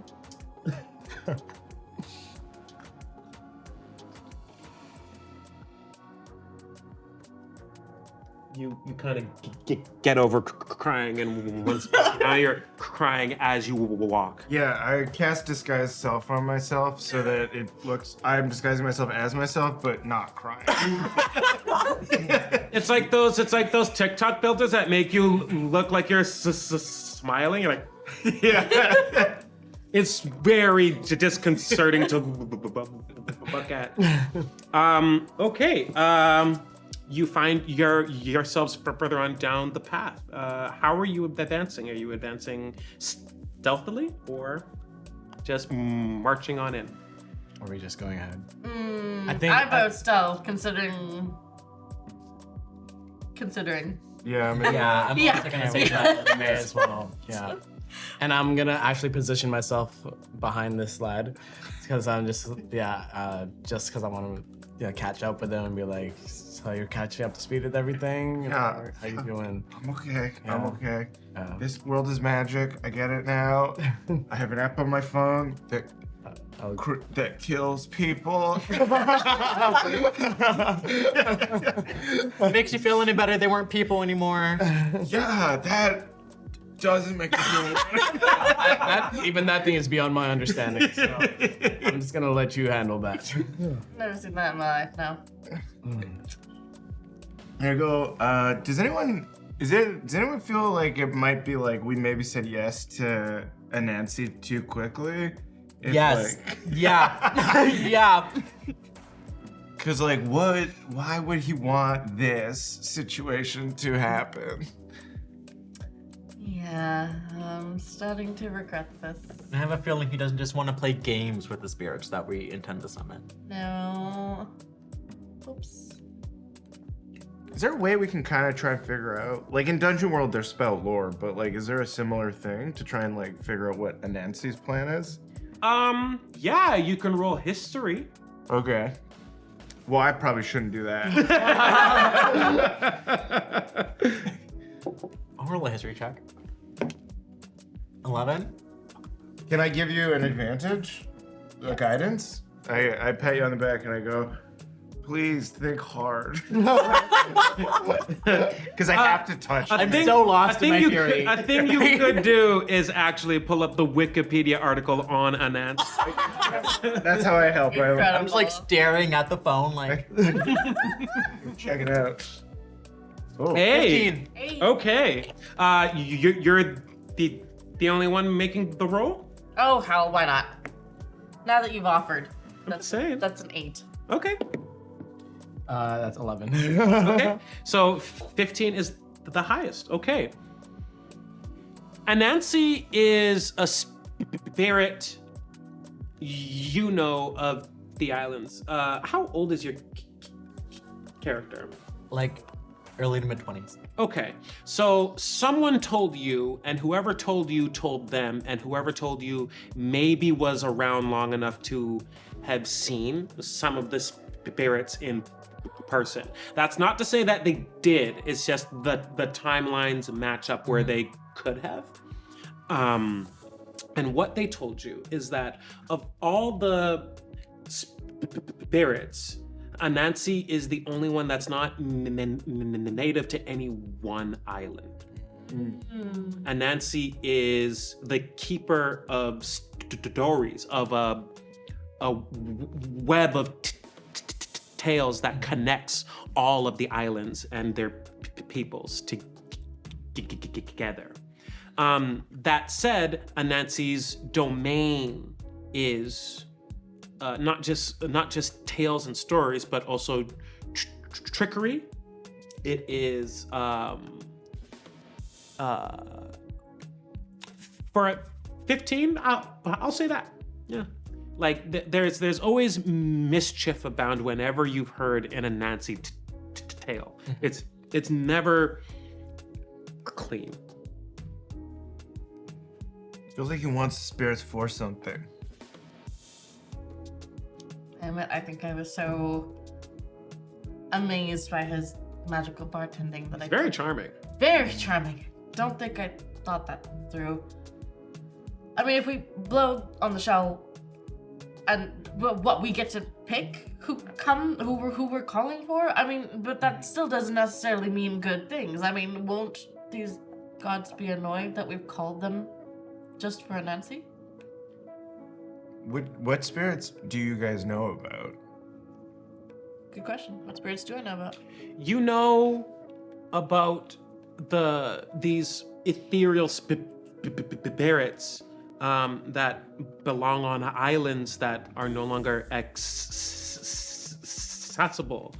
So a lot of their names are lost, but their intent is not. Domains that you would understand as a cleric, be it war, life, love, death. These are the domains of the spirits of these islands and the keepers of them. The conflict in the past came not just when people from somewhere else came here, but when they brought their spirits, their dragons with them, who held similar domains. And there's just not enough room for all of them.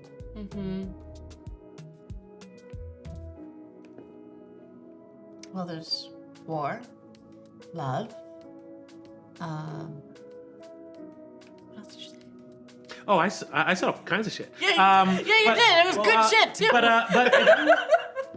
But I'll give you this. You were in town and you learned 4 songs. Right. What were the ones that we learned? There was the elementals, Yes. the hardworking, The Song of Prosperity. the song of prosperity. Morning. Morning. Morning. Morning was the elementals, was it not? Yes. Yeah. Yes. Okay. And the wealthier quarter. So So I don't So know it what would they were be singing about. so it would be People were celebrating victories. yes, Yeah, it was Victory so- of Conquest. yeah. right. Victory of conquest, bounty, prosperity, and death. Oh. Death was the one associated with the elementals. Death just had an like an elemental feel, like just like a primal like drum, like a heartbeat.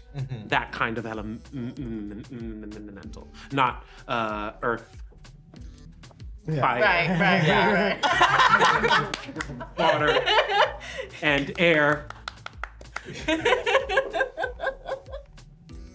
He gets it. It's hot. And hard. I literally was thinking the exact same thing. And I was just like, I shouldn't. Don't do it.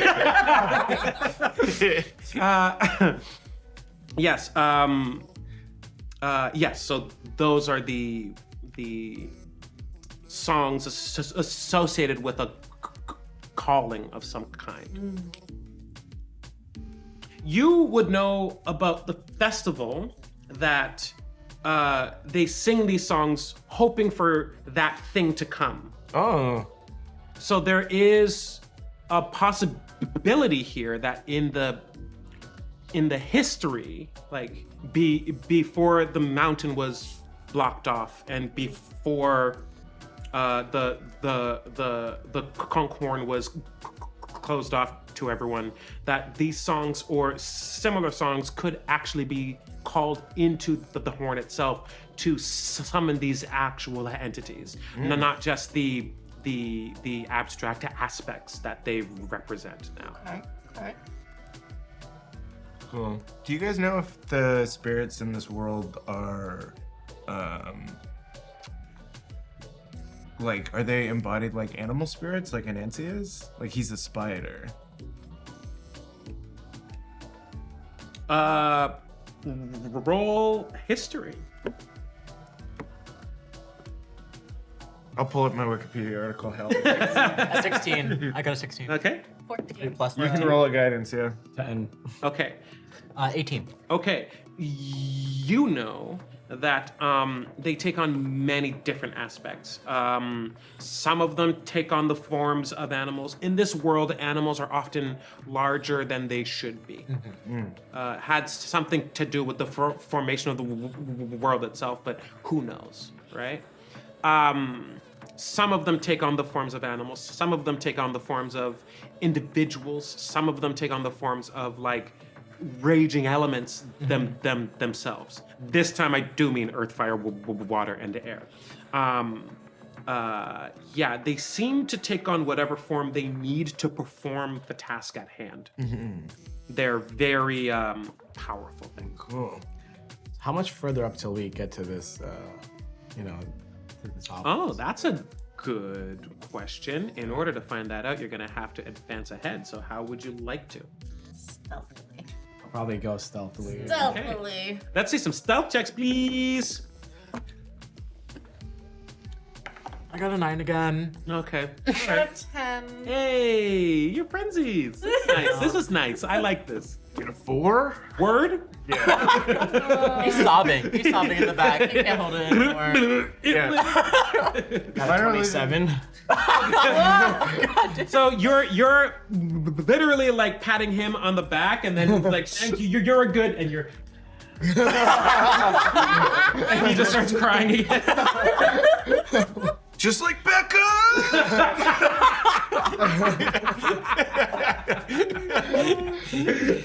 Yeah, I was just tired about hearing the Doritos. I was telling you about all the different vacations that my wife and I went on. Name 3. One time we stayed at the Star Wars room at the West Edmonton Mall. One time we stayed at the nature room at the West Edmonton Mall. And one time we stayed at the lovers room at the West Edmonton Mall. That one had a hot tub in the room. Okay. Once again, Celeste just looks at you like not understanding anything that you're saying. Just like, what? What? A hot tub is a place where you go when you want to clog a filtration system with your body's disgusting secretions. That doesn't sound right to me. It's All right. fine. Oh As, no! Damn it. Who got the lower ones there? I got the 4. Yeah. That's what I thought. Okay. As these two are beset, are beset upon by 2 more of these horrid mosquito-like entities. And they swoop in. And they're coming to bite you. Oh, my God. We will retain in the initiative, but these monsters will roll new ones. So you were a 20. Wasn't that 20? And then it was, was next after. you, and then you, and I then was you. last, yeah. Okay, here we go. I will say something to you on your turn.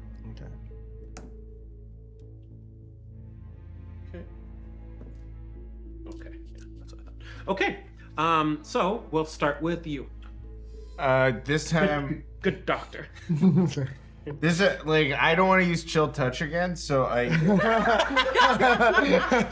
was just like it was too much for me. So I become one with the shadows. When you are in an area of dim light or darkness, you can use your action to become invisible until you move or take action or reaction. So Okay. I go back into the bushes. Like Homer, just as it swoops in, you can hear, you're like, and you're gone. You are hidden, Yeah. and I'll count that step as your movement also. But you are sufficiently hidden. You don't just feel hidden; you are. Okay. It is the one that is swooping upon you, Oceana. What is your AC?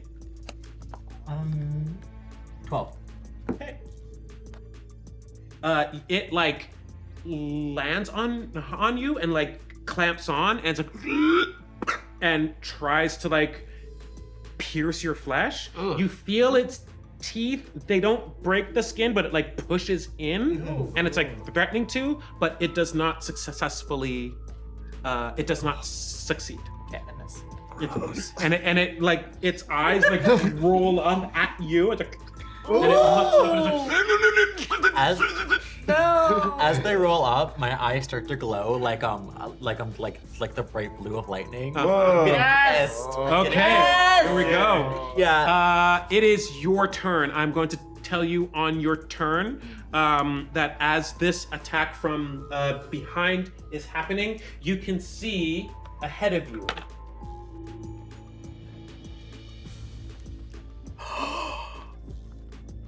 Oh, hole.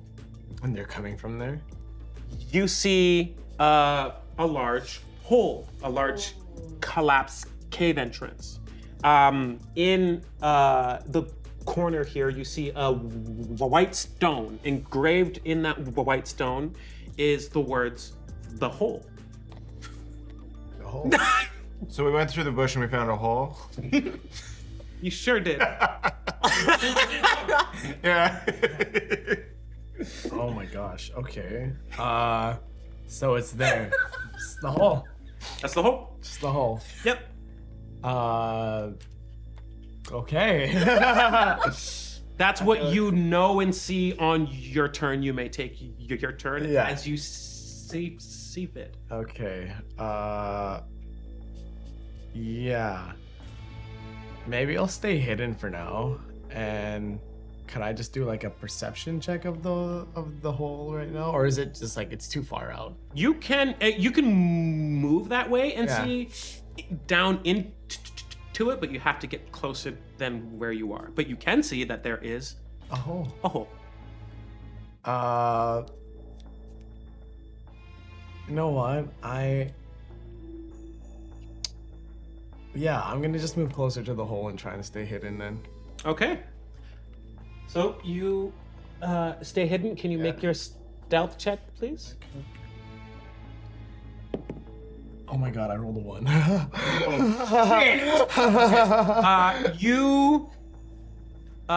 You look at the rock that is the acting sign that says the hole. You look at the hole. You approach the hole and you stub your toe on the rock that says the hole. If you want me to say the words the hole again, maybe don't roll a 1.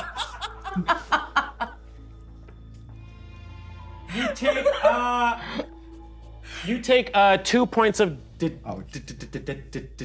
damage as you stub your toe.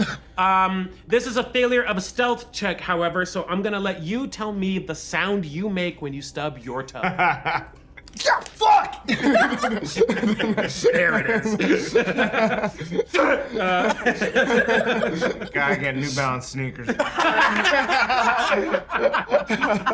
extra wide. New Balance makes really wide sneakers. Okay. 402s. You gotta try the 402s.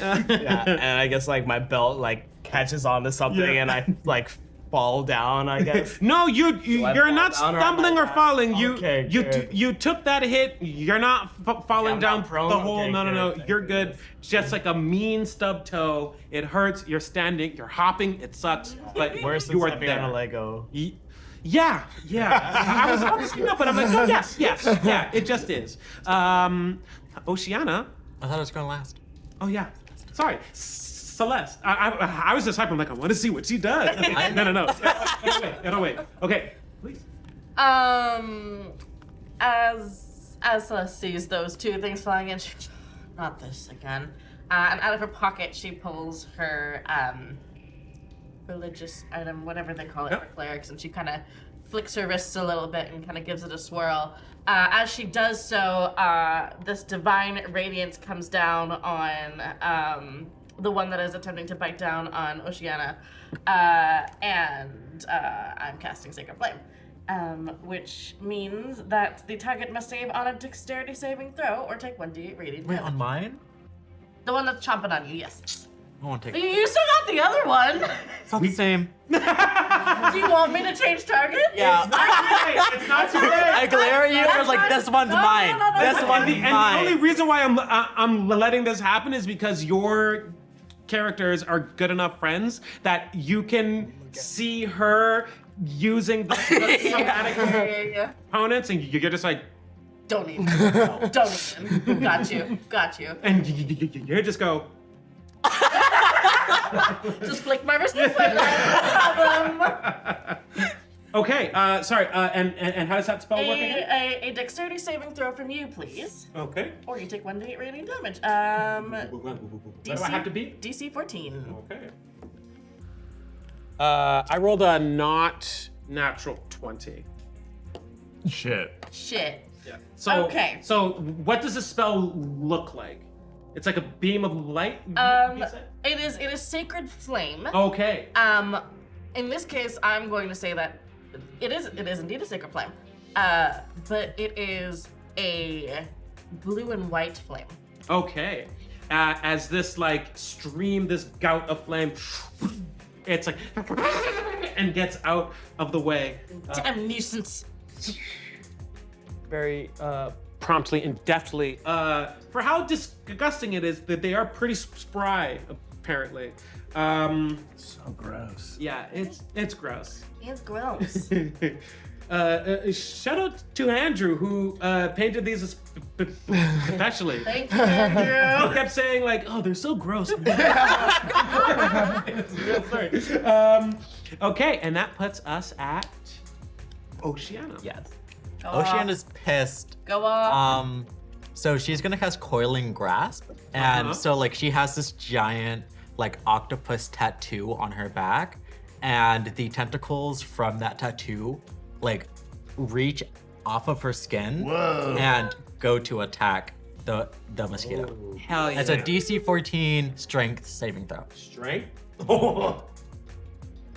They have minuses to strength. That's what I wanted to hear. So Scrawny. I rolled a 4. Hey. They have a -3 to strength. I Oh! rolled a 1. So this that's, it's like their eyes like bulge out of it's like squished by this thing. You grab Yep. both or just one? I grabbed the 1, Okay. and then I'm gonna roll damage. That is 10 damage. Okay. You see it and its eyes, its head, Oh. Yeah, just and you continue to crush it and then I feel better now. a fleshy mass just You know, lands. you where said it some true words. You just gotta let out your emotions. It's so much better. Proud of you. Proud of you for letting your feels out. Thank you. Okay, we are back at the top, but as we return to the top of initiative, your call, shit, you realize had an echo. Shit, shit, shit, shit. And then there's quiet, and then the echo gets a response. Oh no. Oh, fuck. Oh fuck. Yeah, boy.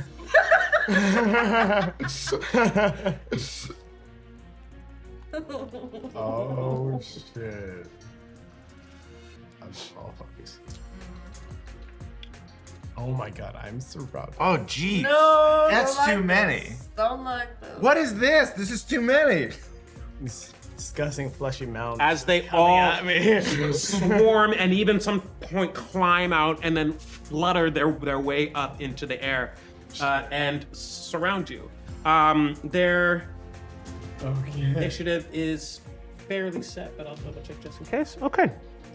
We are back at the top.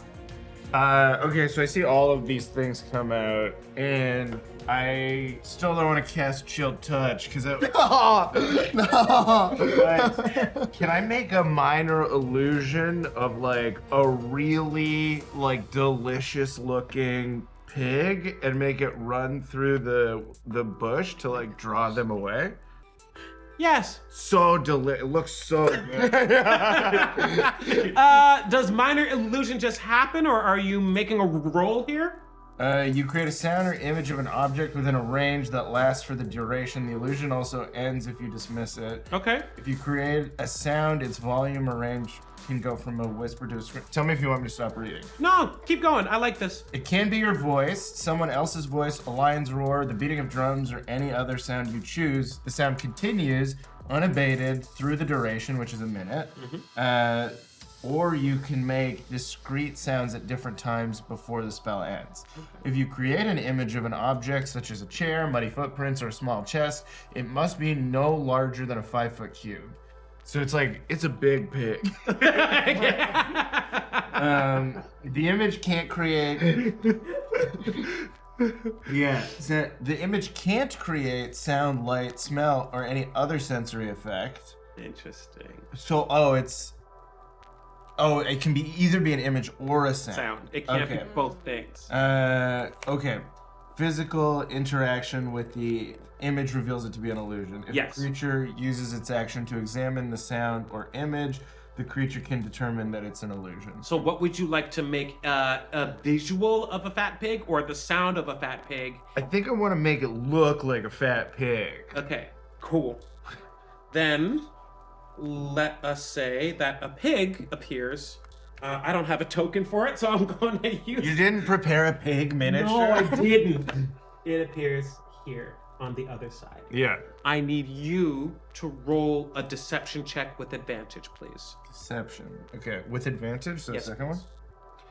And I will roll to beat your highest number.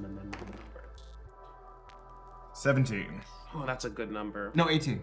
That's a better number. But it's not as good a good number. Okay. They have -1.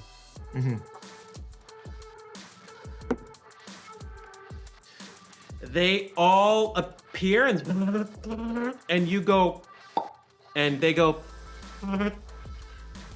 All of their attentions divert to the juicy pig. The pig goes running. Can I make the pig run away? You can make the pig run on your next action. Oh no! Okay.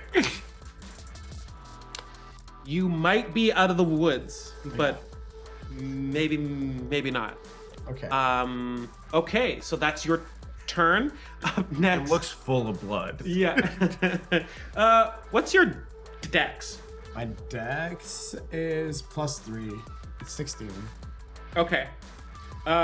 Make a dex roll, or just roll a d20, please. Just a flat d20? Yes, please. Fuck. I rolled a 3. I gotta get rid of these dice. Don't be so sure. I rolled a 1. Oh shit! You do go ahead of all of these things. Okay. I can get ahead of them? It is your And- turn now, yeah. and not that theirs. Okay. 2 of them are they engaged with me now or no?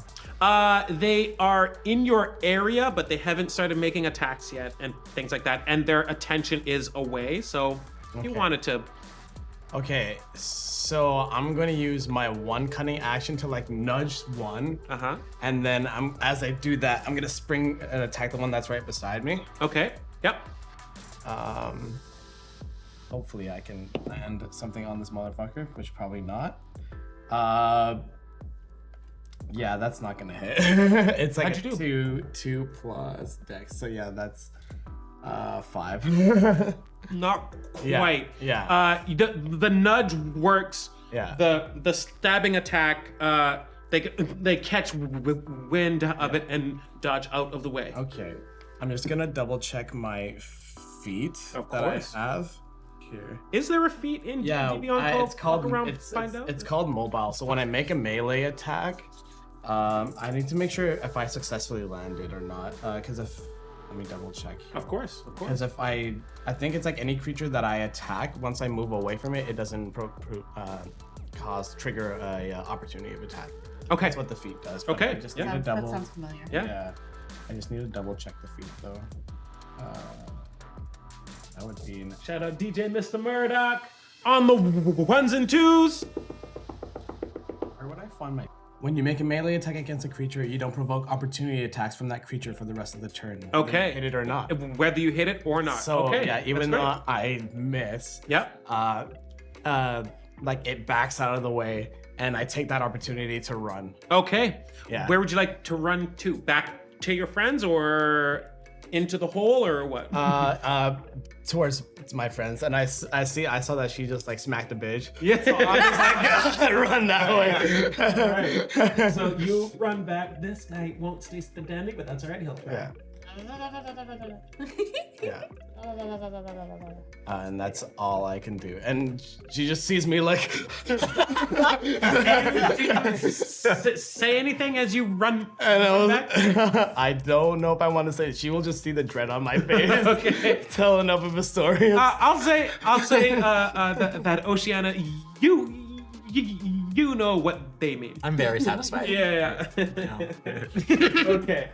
All right, and that is now. It is Celeste's turn. What would you like to do? If I move, is that little sucker gonna get an opportunity attack on me?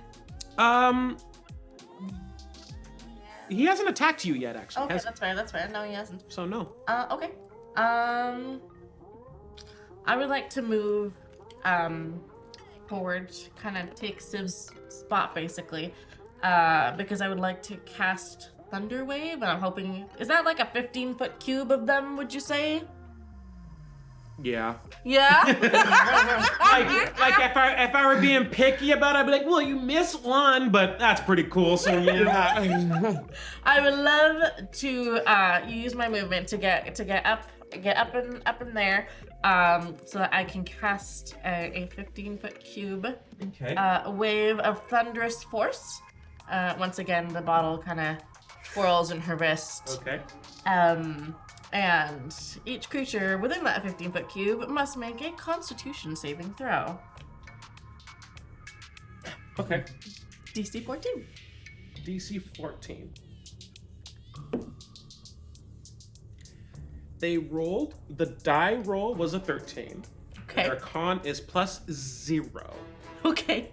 They do not make their save. They do not make the save. On a failed save, a creature takes 2d8 thunder damage and is pushed 10 feet away. So I am going to roll 2d8s of thunder damage. 10, 7, Fuck 8, yeah. 9, 10 points of thunder damage, Okay. and they are pushed 10 feet away. Okay. The wave hits them. Well, what does the spell look like as you cast it out? First of all. Celeste is an air ganassi, and so for her this is very natural. You know, like the bottle twists in her hand, and you just kind of see her hair almost starts to flow in a breeze that isn't there, and the thunder kind of just like comes down from the sky and just like is channeled into her, and then just pushes outward. Okay. Awesome. The wave hits them. And before it moves them in space, it contorts their body around the wave of force. That's how swift and impactful it is. You know that they're dead before they're pushed away. These ones are flung into the bush. These ones are pushed back down the hole. Oh wow, okay. Sick. Yeah. There it is. There it is. Redemption arc. And that's my one good move for the entire game. No, hopefully not. Hopefully not. You have one of these things left. Spoiler alert, they all have 2 HP. If they drink your blood, they get more HP. Oh, no, let's not do that. Oh Let's not do shit. that. Is it my turn? Yes, sir. All right. I'm gonna finish the job. I'm going to run up to this last mosquito, kind of like bitch slap it, and then cast Yes. shocking grasp. Pass that spell. Yeah. 2d8 lightning damage. I don't know if there's a save. Let me check. There is no save. I just rolled to attack. Okay, roll away. Don't fail. That's a 24. 22. 22. Yeah. How does it look? So like, have you seen like One Punch Man? He just like punches things, they just eradicate. It's very much like that. Yeah. But I slap it, and then a bolt of lightning shoots out, and it just explodes. Right. So the punch hits. They go, and for a moment, the briefest of seconds, because it's casting lightning literally, the speed of light. That's how fast it is. Yeah. They are aware of their existence. And if you had the matching perception, if you had the ability to see and hear them in that space and time, you might hear them or see them say thank you. And I choose not to try and make that check. when the dusk clears and the sound goes away, your fist is there. This thing is not. No evidence is Just left. smoke coming from my hand. There's Okay, like girl a, gang. Okay. And I'm just like, damn. All right, I'm gonna. You gotta say I was supposed to be on vacation, but I ended up here. Okay. We are out of initiative. It is just the four of you and the hole. I just start grabbing twigs and throwing them into the hole just to like try and cover it up. I'm just kidding. Okay. So as you do that or consider doing that, you look into the hole. It is a deep chasm. At the bottom of it, there appears to be the faintest reflection of water interacting with light from the sun. But it is a long way down. Yeah. Is there any other details? Oh, sorry, go ahead. Can I cast dancing lights and push them down into the hole so we can see it better? Yeah. Cool. You how does it look when you cast a spell? Kind of like that, like little like lightning on my mini, just Yep. like a bolt, just like 4 bolts of lightning just like come out of my hand and then start floating down into the hole. And as they flicker down, you see that there is a pool of water quite the ways down. As it interacts with the light, you see that it is really deep and is wide. But just before the level of the water, there appears to be a cave entrance that goes deeper into the mountain. How deep is the water? Can I see from the lights? You can see what you can't see. You can't see the bottom. Okay. Share my iPhone flashlight there. It almost matches like one flicker from one of the lights. Pretty deep. It's pretty deep down there. Take a picture of the hole. Send it to Beck. It says failed to send. I'll try later. Okay, what would you like We're not going to down, do? are we? I was about to jump. You like jumping in the water and stuff, so I'll let you go first. When you say that to me, Celeste just kind of smirks at you. She's got this knowing smile. She's not telling you something, but she knows something. Okay. I'm going to jump into the hole Okay. and I'm going to spend a first level spell slot to create water to like add like extra cushion as I fall into the water. Okay, so you dive in. I'm not gonna make you roll for it. You spent the spell. As you dive in, the water rises up to meet you, and you form a channel that you just swim down. It barely makes a sound. The water here is really dark as you go down. Can I breathe in it? Yes. Okay. Noted. It's still like salt. It isn't as salty as like the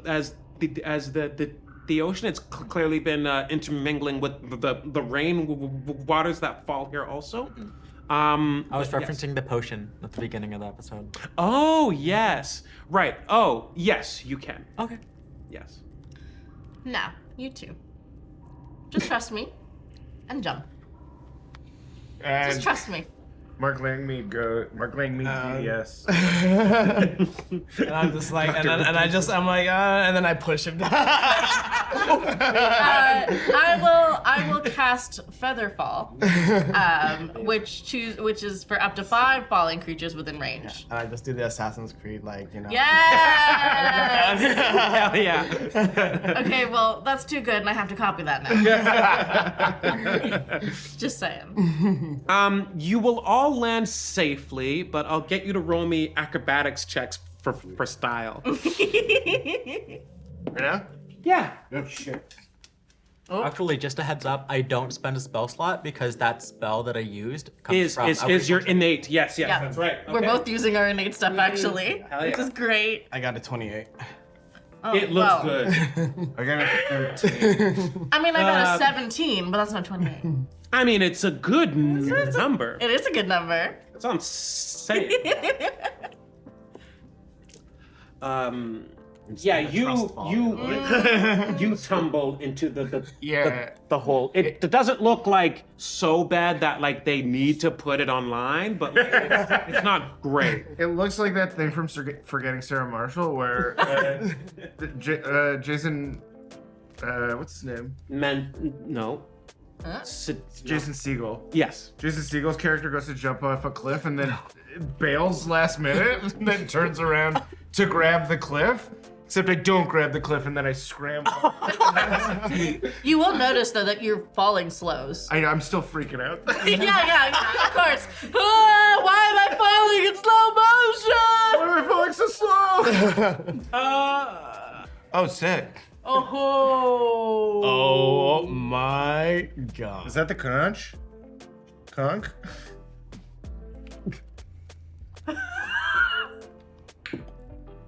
Oh my fucking Wow. so fucking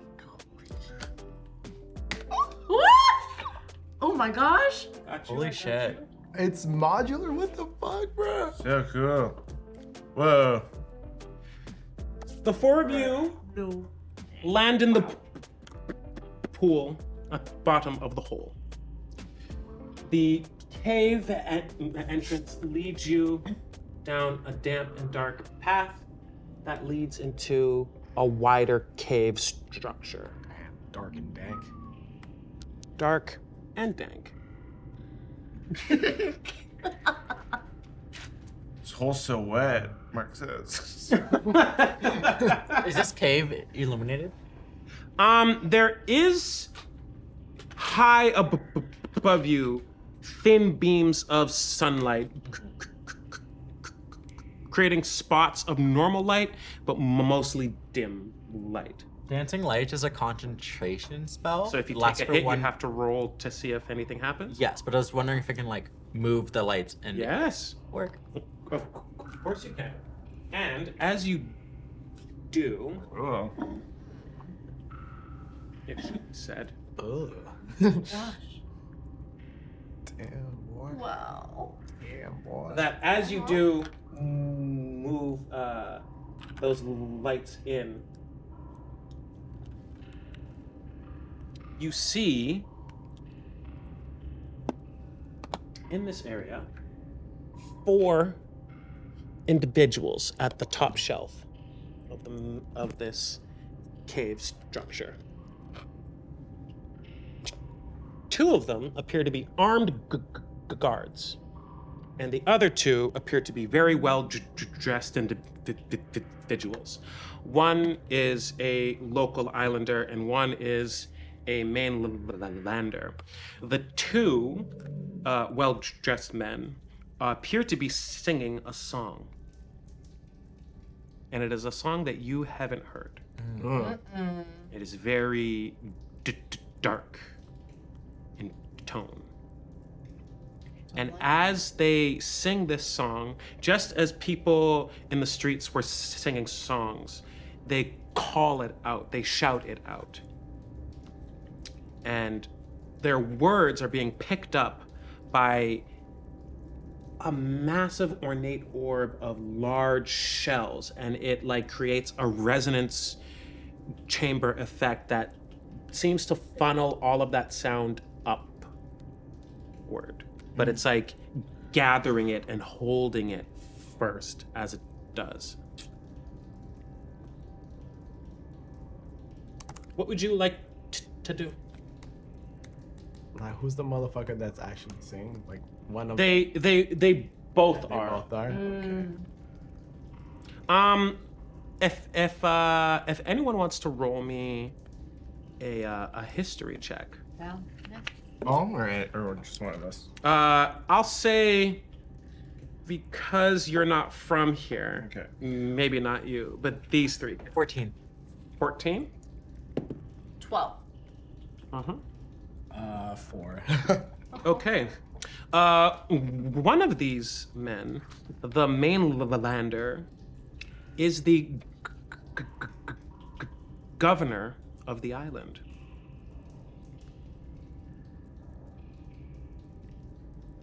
The mainlander. Yes. What would you like to do?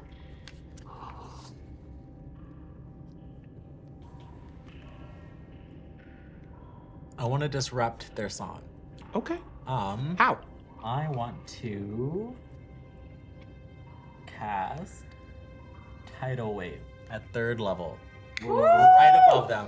Okay. Sick. What kind of check do they have to make? I'm gonna find out.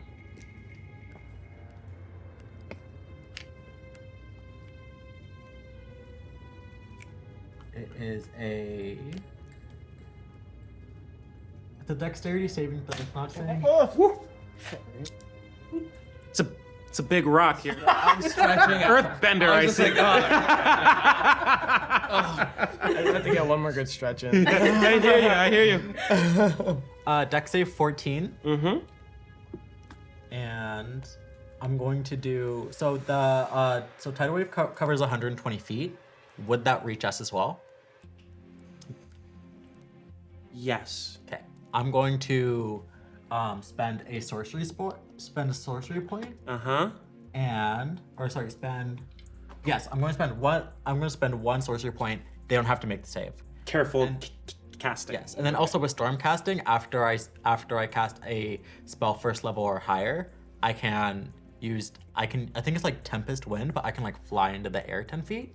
Oh. So I'm going to fly into the air 10 feet Yes. to avoid the water affecting me as well. Okay, so you like do your full Halle Berry storm mode. Yeah. Let the winds of nature cast these men asunder into the sea. Okay. Wait, you fly up and you leave us there? No, I'm 10 feet above you guys. Oh, okay. Yes, like you guys are still in the water, but you guys don't have to make a save. Oh, okay. She's Swimming just time. full hover mode. Oh, and Yeah. moves around. Right. Okay. Cool. Okay. And the save they have to beat is DC 14 dexterity. Okay. Okay. So, what happens if they make their save? If they make their save, I think they take half damage. Okay. On a successful save, a creature takes half as much damage and isn't knocked prone. Okay. The water spreads out across the ground in all directions, extinguishing all unprotected flames in its area within 30 feet, and then vanishes. Okay. How much damage do they take? 4d8. Can I borrow a... Wait, is it 40? Yes, 4d8. Work. That's 3. Work. Slay. Yeah. Work. That is Whoa. 16, 19, 26 damage. Okay. So halved to 13. Okay. So, half to 13. On a Okay, successful good, save. good, good. Okay, so this torrent of water just slams them. They go, they hear, the spell requires somatic and verbal? Just not material, right? Yes. Well, Okay. It acquires material, But you have a spell focus, so it doesn't do Yes. that. So, but they can hear you cast this spell, and they continue to sing as they see you. So they brace themselves, and the wave just hits them. They take the hit. They're clearly hurt. The wave torrents down, crashes down, and then as it's about to hit all of you, just parts and moves around you, and you're just hovering over it all. do they all pass? They all passed, yes. How However, one thing that happens is one of them is brought really low health, and his song is interrupted. The other one says, "No, you mustn't stop singing!" And that's when there is an echo in the chamber as the song grows discordant with his like fearful call. They were trying to do something here, and you stopped them, but that has a consequence. Can you also make a investigation check? What would you like to know? What their goal is. Well, Are we the bad Like, guys? I mean, like songs have words in it, so Yes. we'll, like kind of use those context clues to find out what they're trying to summon. I'll let you roll for it. Yes. And I help because I'm also good at investigation. Okay. And I help by being like, That "Good means job." you can roll at advantage, or Yes. Yeah, with the 1d4. Oh, okay. No, with the help action, we'll Well, then I give them use the help advantage. action. Okay. Yeah, that's good. Well, it was a 10 and 11. Okay. So not a whole bunch. Investigation. That's a 13. Okay. You don't know what kind of spell it was, what kind of song this was, but you know that it was dark. You don't know a lot about necromancy, but if you were to venture a guess, it had the tone of the death song, but it was more sinister, less of a mournful song and more of a dirge with nefarious intent. And that is going to come to bite them, both figuratively and because from the gaps in the walls of the cave come a horrible sound. As crawling out hordes of jumbies, or as you might know them, zombies, Shit. emerge, and it is hordes and hordes and hordes of them. These men, they all go towards these four beings here. They try to stand up, but the wave has knocked them away, out of sorts and unaware. The rock is slippery. They can't escape in time as the horde swarms and takes them over. But it doesn't end there. The horde of zombies begins to swarm in and around themselves. And they begin to congeal and take shape. This isn't just a zombie horde anymore. This is a full-on zombie clan! Zombie clown. I take a picture of it. Can I make a... As this mass of zombies takes the shape of a hulking figure and begins to work in tandem, its calls discordant. The armed guards try to fight these things back, but are swarmed by them, bitten and crushed and torn asunder. You can still see some of them trying to escape as this hulking figure lurches over all of you. Please roll initiative. Come on. 14. 3. Okay. 13. Okay. Nah, just like 10. Okay. 14, 13, 10, 3. Okay. No, I got a 14. Oh, sorry. 14, 3. 14, 13, 10, 3. Yeah. We got you. Okay. We always roll together. Yeah. It's like minutes. best Best friend thing. of, yeah. Bestie thing, but the dice are doing it. Back to back besties. Go first. What would you like?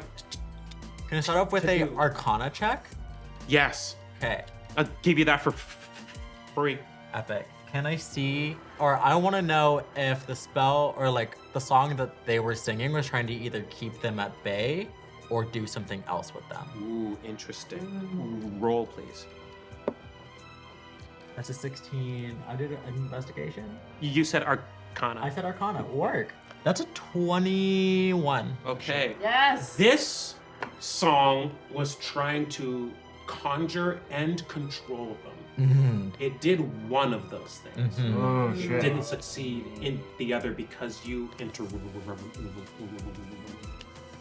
them. Okay. So, kind of successful. Take your action, please. So I'm still like floating 10 feet in the air. Can I move onto the ledge that's right next to us? Yes, and you do not suffer any effects of difficult terrain. There you go. And then I'm going to do.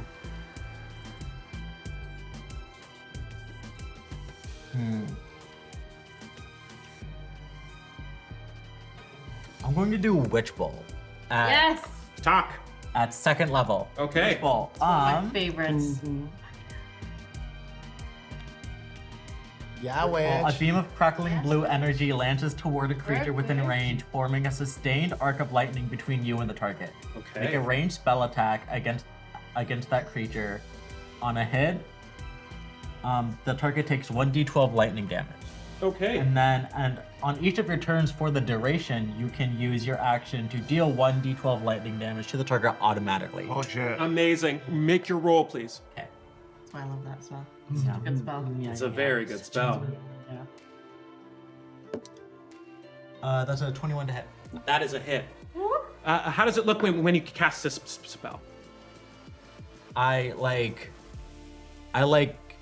start wisping the static energy in this cave into a arc of lightning over my head, and then I throw it at the As it Yes. and yeah. and some parts of it, the zombies appear hurt. In other parts, they are unaffected, as it is working as one, but not one thing.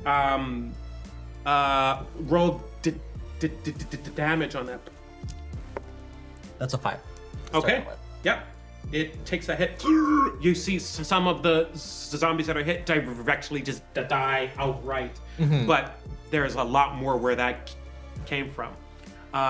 Okay, so we're at you, and next we are at you.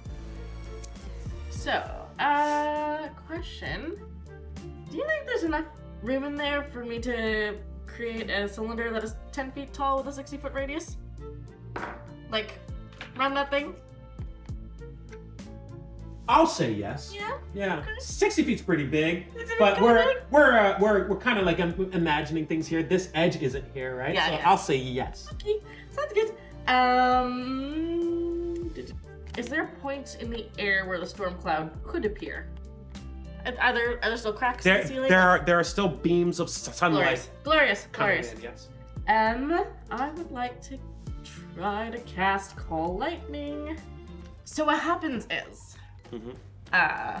another flick of the wrist, as always. Give me a flick of the- Oh, I'm sorry. That was 2d12 because I cast it at second level. So you you hit for 5. Roll one more d12, please.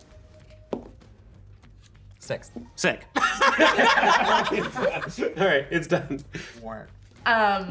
Through the cracks that you can see in the ceiling, Celeste calls forth the lightning, and in the roof of this space, a massive storm cloud starts to appear. And it's like all of her rage, her frustration, all of her emotions, you can kind of see swirling in the dark grays and blues of this thing that she has called forth. And I need a friend there to make a dexterity saving throw. Okay, the zombie clot is gonna make a dex saving throw. That's an incredible name. I'm so happy. When I tell you this, okay, that is the name of this creature in the book. That's hilarious. I didn't do that. Okay. They did that. My question is, did they know they did that?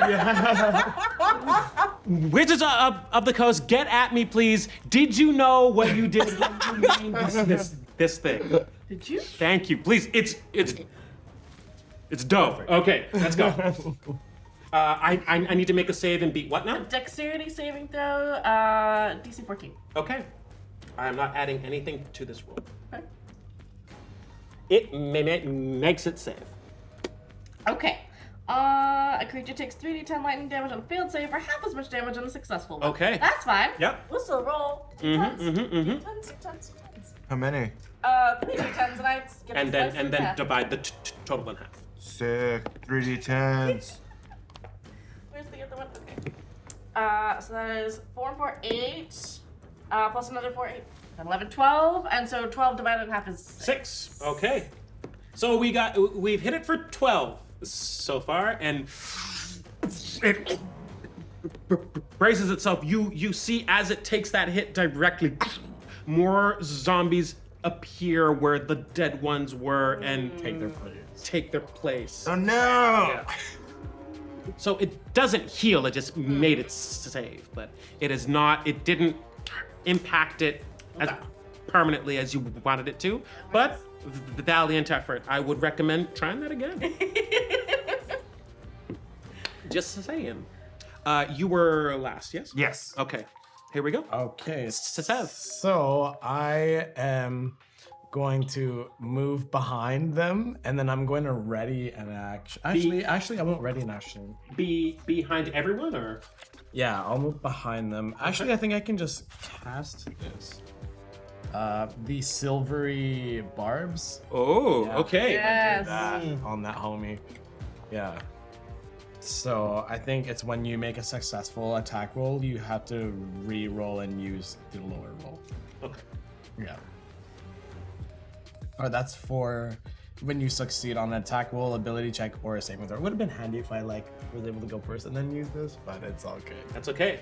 And I think that's pretty much what I'm gonna do. Actually, I didn't use my bonus action, so I mean I can just try and since I've moved in the hide in the shadows and Okay. stealthy thing. Where would you like to hide in this area? I'll probably take that side Okay. along there. So yeah, What's your max speed? 40. Okay.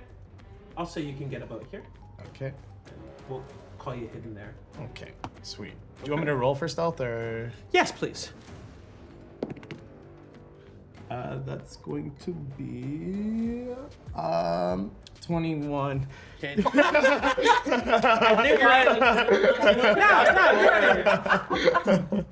Okay. All right, let's go. Okay, so That's yeah, my turn. you are hidden. Yeah. And I'll action. Next, we are at you. I am going to. Yeah, Mark is gonna come out and he's taking a picture of this thing with his phone. He tried to send it to Becca, didn't send because signal shit here. And then he's like, he texted her before. He's like, hey, I might die. So if I do, don't look at my internet history. And then he comes out and he's gonna cast Chill Touch. Okay. Yeah, boy. All right. Yeah, boy. Okay, so this thing you would know is classified as undead. Yeah, so if you hit an undead target, it also has disadvantage on the attack rolls against you until the end of your next turn. Amazing. Yeah. Okay, so it's more effective. Yeah. All right. So do I just roll 2d8? I think you. Oh, I still have to roll. Yeah. Okay. Roll to attack. Yeah. Okay. Here we go. 4 plus. Is it plus spells? If you go into the spell action, it will. Oh, okay. Yeah. I think your spell DC was +5. Plus 5? Yeah. Okay. So it was what? Plus 9. 4 plus 5. No. Okay. That is not a hit. I'm gonna use a luck die to roll it again. Please do. Here we go. That's a nat 1. Oh! So I'm gonna use a luck die to roll it again. How many times can you do that? Luck twice. Okay. Here we go. Here we go. And that's a 2. Wasted 2 luck points. Yes, human. Oh, your friend it is. Son of a But bitch. one time it worked very well. Traumatized. And now that you wanted to. Ugh. Okay. Incredible. So this skeletal hand emerges from the phone and just like it's almost as if you swipe too hard and it like goes. Yeah, the app froze. You see every head in the mats go. Oh shit. That will be your turn. If you want to move from where you are, you may, but that's up to you. I'll stay where I am. I don't want to get any closer to this thing. Okay, cool. All right, so here we go. It's now the monster's turn here. It shambles down. It doesn't move like a creature with muscles does. Instead, the zombies just kind of pile over themselves and then re-emerge in that shape. Nasty. Yeah, nasty. Okay. Anyone who is within 10 feet of it, so I'll say you and you get a horrible stench from this thing. Hey man, I'm used to it. I don't know about Dentist. that. This is beyond a case of gingivitis. It doesn't like what you're doing to it with that spell, so it's going to attack you. Listerine won't help this case. I have like a little. I have a bunch of breath strips in my pocket. What's your AC? 12. Okay, it hits you. It just I'm gonna cast shield. amazing. Okay. Okay, The 17. it does not hit you. Okay. Yeah, I guess work. Okay, it's going to attack. It as like a arm made of zombies hits you. You like it. They all, and it's going to do that again. Oh shit.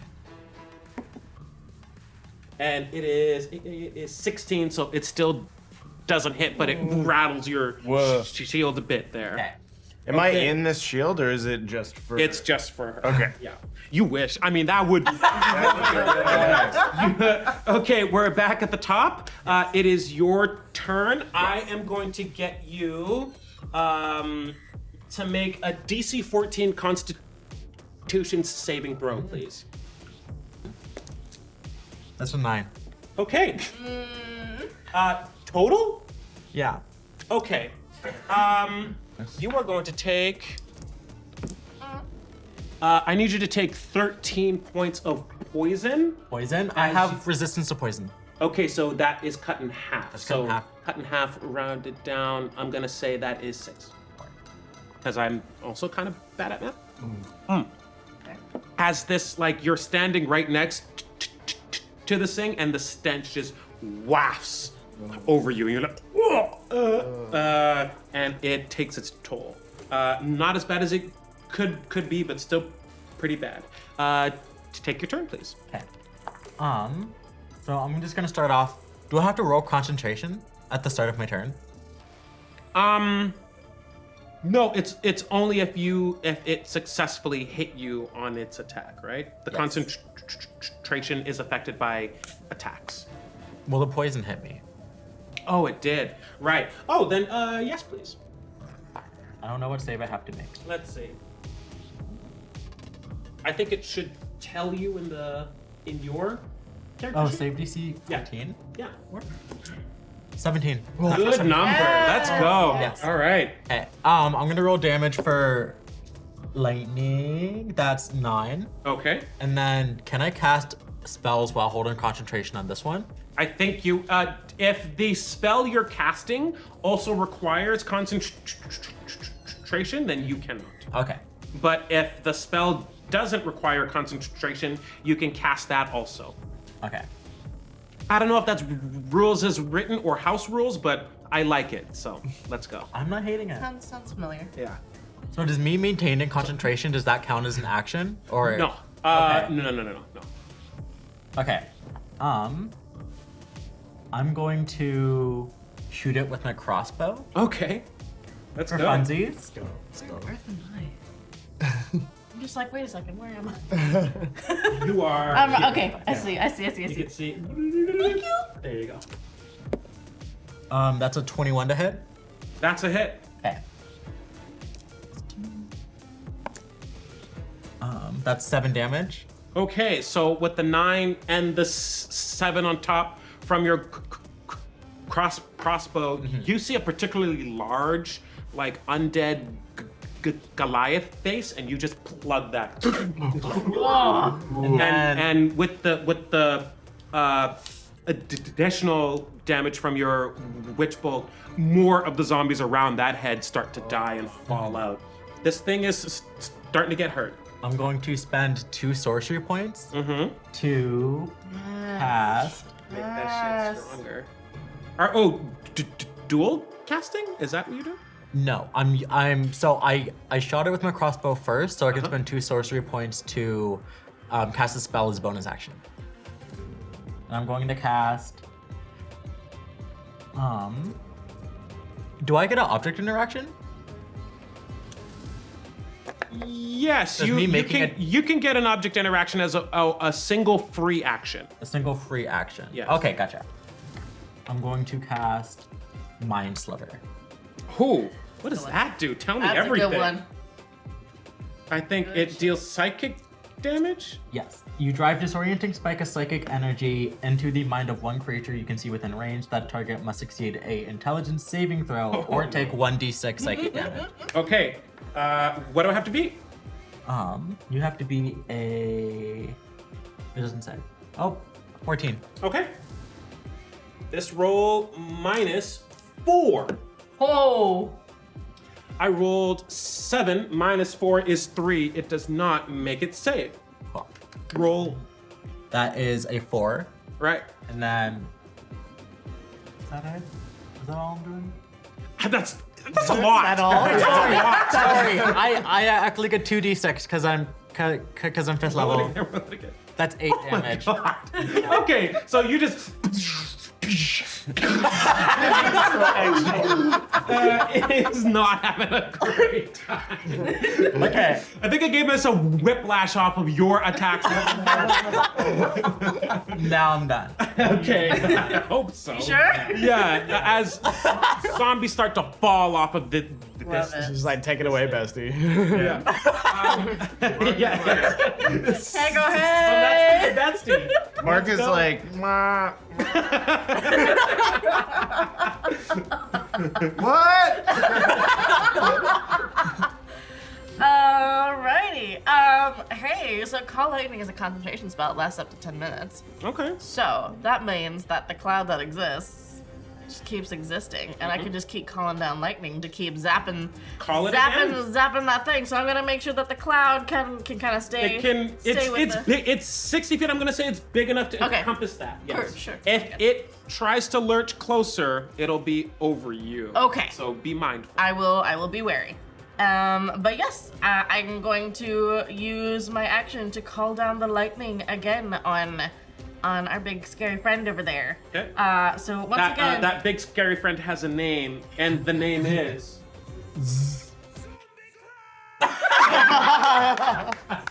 yes, zombie clown. DJ Mr. Murdoch, 1 time, 2 time, 3 time. Okay. Thank you, DJ.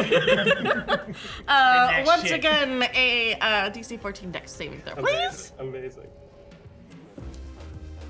That was incredible. I rolled a 2. Oh boy. Okay. All right. I had to check to see if I was adding anything. I was not. I rolled a 2. You are gonna take the full 3d10 of lightning damage then. just so you That's know. so much. That's a lot. It's so much. That is If they roll high. 9 plus 9 is 18, right? Sure is. Woo. Plus 2, so 20 points of damage. Right. Hey, that's dope. As you go, and then you're just like, oh yeah. And it's like, and you see it lurching over your friends, and this lightning hits it in the back of the bulbous mass of zombies that you might maybe call ahead. And as it hits the back, you smell sulfur and burning flesh, which is somehow better than the rancid smell it's already Fair. putting off. Fair. Some of the zombies spill off of the back and others spill out of the front. Charred. It tries to close and clamor with more zombies. That is getting harder to do. You did a very dope thing there. Thank you. Who's next? Alright, I'm trying, like, I just, like, see from, like, the corner of the wall that I'm like, oh, shit. I'm, like, contemplating. Should I just, like, leave it to them? Or, like, nah, I'm gonna go for a shot. Can I bounce? No. So, I want to get advantage because I'm hidden and shit like that. So, Yep. I'm gonna go. Do it. Okay, yeah, so that hits. It's not 16 plus. Oh, I guess that would be plus 6. So 19? Yeah. Yeah. Okay, cool. So sneak attack damage. Oh shit. Buckets of dice. Yes. So that's 13, 16 points of. Wait, plus dex. So 16, 19 points of damage. Okay. With your Yeah, that's with the sneak attack. Yeah. okay, so you just like come in and you just start like, and every stab is a kill hit on a zombie. Just, and they are like, as they start to die around this thing. You are in its range though, and you smell that rancid, awful smell as you start to stab these things, but it is dying as you start to see it start to fall apart. Like you cut enough where you're starting to cut like tendons and they're trying to clamor. Yeah, and it's still alive. They're all there. dead. Yeah. They're all dead. And I'm just like, but it's still standing, yeah. but like it doesn't look like it wants to be Yeah, standing. and I just looked at him. I'm like, you know what to do. Let's go. Do it. Here we go. Chill touch. Chill touch. Chill touch. I'll tell you this now, okay? You need to beat 12 I need to be 12. in order to hit it. Chill touch. I think I've rolled like 6 things below 3. Yeah. 4. I'm gonna spend a luck Lucky point point? Yeah. to roll it again. Son of a bitch. Fucking this app keeps freezing. 14 plus 5 is 19. Okay. You're like, and a gigantic skeleton. Yes. Roll damage, please. I do 2d8 of damage, which is this guy, and I think I might need that one back that I gave you. Oh, This guy. oh my bad. Maybe not. All right, here we go. 2d8. That's 15. Damage plus. I'm gonna use one of my feats. When I attack, I can add an extra 3 damage as part of the genie thing. So is that fire? Yeah, fire damage. Okay, so this comes out burning with the red hot power of Zoltar and just Yeah. and burns into it and disappears. Yeah. Awesome. And that's That's when- what Mark says. Awesome. Holding his foot. Yeah, he takes a selfie. As you take the selfie, you see an explosion Whoa. of flame and necrotic energy come out of this thing. Sick. And it's like starts to like it's like doing the like T-1000 after it's been hit with the grenade. Nice. And the zombies are like as the energy continues to burn away at them, it continues to fall away and just a mass of bodies Are they done? fall to the ground. And the creature lay slain. Pretty fucking sick. I'll say. Among the bodies, you can see the remains of armored guards. The nobles are nowhere to be found. I mean, you could if you rolled that check, but I don't think you want to. It's pretty gross. What's left is the heart of this mountain, the pearl of the conch, this resonant magical artifact that absorbs sound and song and channels it into the giant conch shell of the mountain, calling forth a spirit. And as this information kind of goes through your mind, you hear the distinct clapping of 6 hands as he goes, hey, good job, good job, good job. Now we just need to finish up and we can all go home, Take a picture. The picture is blurry, like you took a picture of the girl from the ring. Just do it one more time. All right. It's fucked up. Phone's fucked up right now.